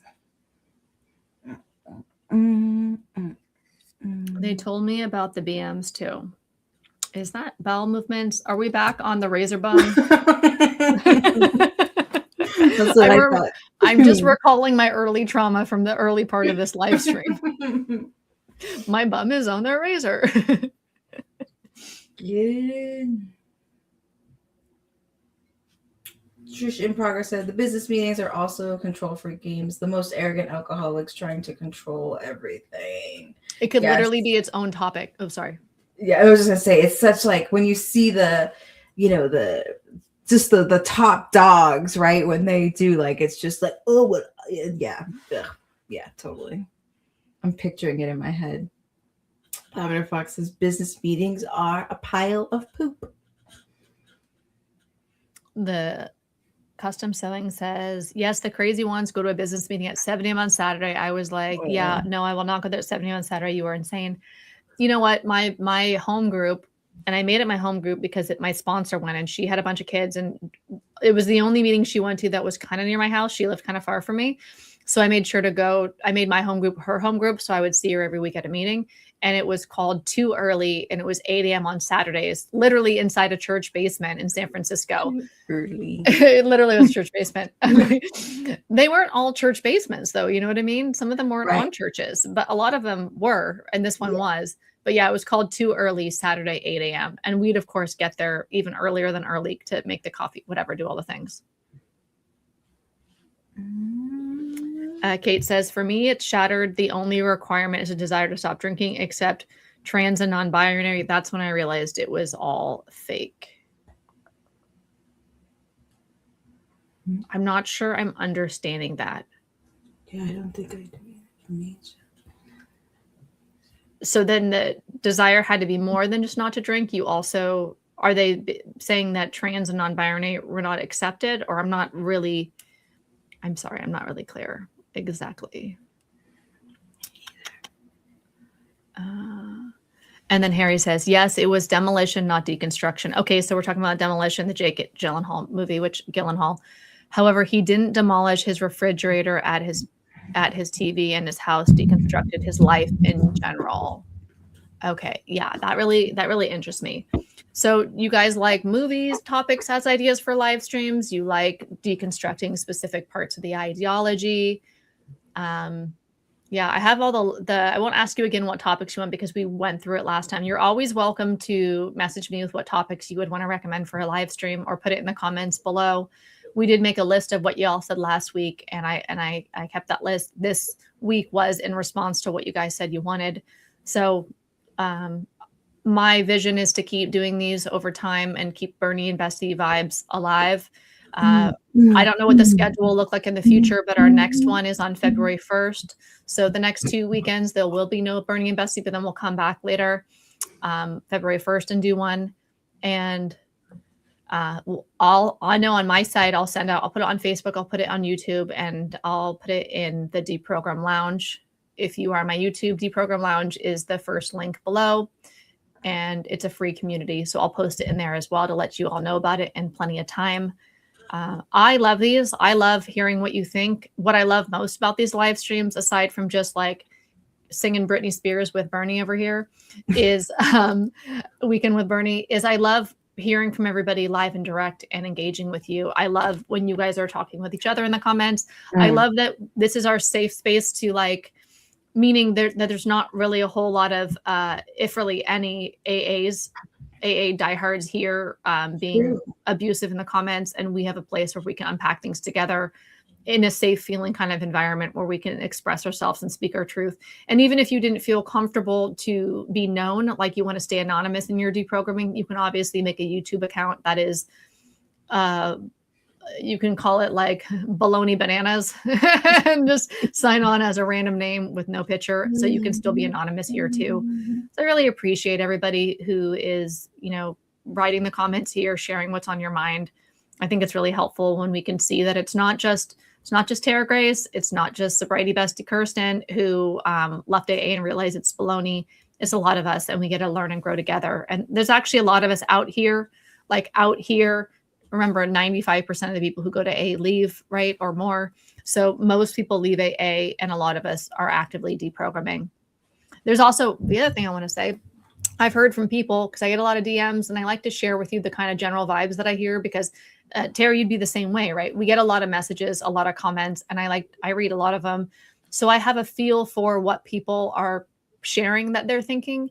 And there's people who say they left AA like in 2000 or 2001, and they didn't realize how harmful it was, but they've been struggling with some things ever since. And it wasn't until now, like 2025, 2026, that they're realizing that they were indoctrinated. It was harmful, that they were in a cult, and they're starting to do the deprogramming now, and they're getting relief now. And that the ideology was still harming them, not being even in AA for like 20, 25 years until they started their deprogramming journey. And so it just makes me feel really good that we fucking know what's up, and that we are working to improve our lives and get that freedom for ourselves and get the ideology out of our head. I just think it's so cool. Like, if we're going to talk about gratitude, which I know is like a trigger for a lot of people, I'm really grateful that I understand that it's harmful, and that I've been actively working for my own liberation from AA ideology. Yeah.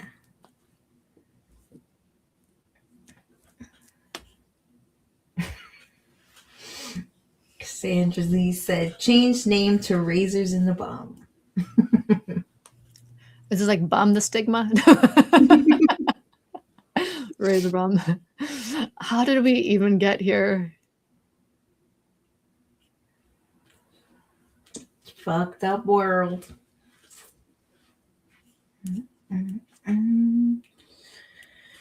Ginger Elise said, meetings were dysregulating for me, causing so much social anxiety. My sponsor's advice was go to more meetings. That's always the answer, right? I wasn't working it enough. Another common thing they say. This leads to severe burnout. I know now I'm autistic. LOL.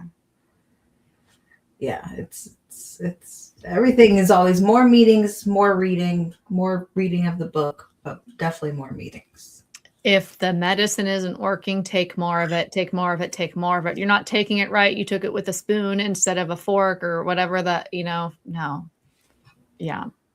Okay. So Kate's following up for clarification. Yes, they said that men and women in the preamble. Oh, right. You were talking about the preamble. Should be kept, and we didn't have to be more inclusive. So by not including non-binary people, you're excluding someone who wants to stop drinking. Yeah. There's like no way to update it, right? Okay, we have Last Green Man here. What's up, Josh? Great to see you this afternoon, actually, well into the afternoon where you are. What is the most dehumanizing and disgusting passage from any of the cult literature? For me, it's 12 and 12, paraphrasing. Can we run our lives on our self-will? One look in the mirror for any alcoholic. Yeah, there's so much in the 12 and 12 that's fucked up. That's a whole other chapter that I haven't even started unpacking, like in video or anything. What about that signing your own death warrant thing? Oh, clarification. Answer that question. Can we run our lives on Can we run our lives on self-will? One look in the mirror for any alcoholic answers that question. Disgusting. 100% yes. 100% yes. Yeah. I feel like it's so disabling of our self-trust, our critical thinking, our self-esteem. Yeah. Yeah. I think we're making good progress here, though. I think there's more and more people that are waking up to it and finding a way out. And we stayed for the miracle. Tara Grace is still awake. You look like you're done. Yeah, I'm done. I really am. I socialized my max capacity. Social battery is done. Yeah. Wait, I thought we were doing a Bernie-a-thon. Whoa, We're going to burn it down. I guess I don't have it in me. Too much bash. You got to be careful. You can't OD on the bashing. This is like, Yeah, seriously. Bashing gone wrong. Burning my 12 and 12 felt so good. I got a photo from somebody, a video of them burning their books. Okay, we're going to wrap this up. I just want to read this one first. Green Mountain Mama. I dropped the last sponsor I had when I realized that she was attending at least 3 Zoom meetings a day at 2 years sober. I definitely don't want what she had. So many unhealed people. Yeah. I guess the Zoom meeting made it really easy for people to be like compulsively going to meetings because then you can keep going all the time. That was never my story. Well, thanks everybody. We just hit a record. Our last record was last week. I think we went 3 hours and 15 minutes. Now we've gone 3 hours and 23 minutes. And y'all see what we look like now 3 hours in. Yeah, look at me. I want to get in the zone. My bum is on Bernie. My bum is on Bernie. Oh my gosh. Thank you guys. Thank you for being here because you guys were here for a bit too. So thank you. Yeah. I'm tapping out. And anybody who caught the replay, let us know what you vibed with in the comments. Feel free to have that be a conversation down there. And if you're watching the replay and you don't know, you can hit a button on YouTube where you can see all the comments. I should mention this at the beginning of the live streams. You can see all of the comments that happen during the live stream as you watch it. If you're watching the replay, which is so cool. So you can kind of see everything that's happening over here. That is cool. I didn't know you could do that. Yeah. I should figure out what the instructions are, but there's a way that you can see all the live stream comments on the replay. Yeah. Lavender says, thanks for this episode. Already looking forward to February's episode. Have a great rest of your day. Bye. And thank you. And thank you, everybody. All right. I am going to over and out. Have a great day, guys. Bye. Bye, everybody.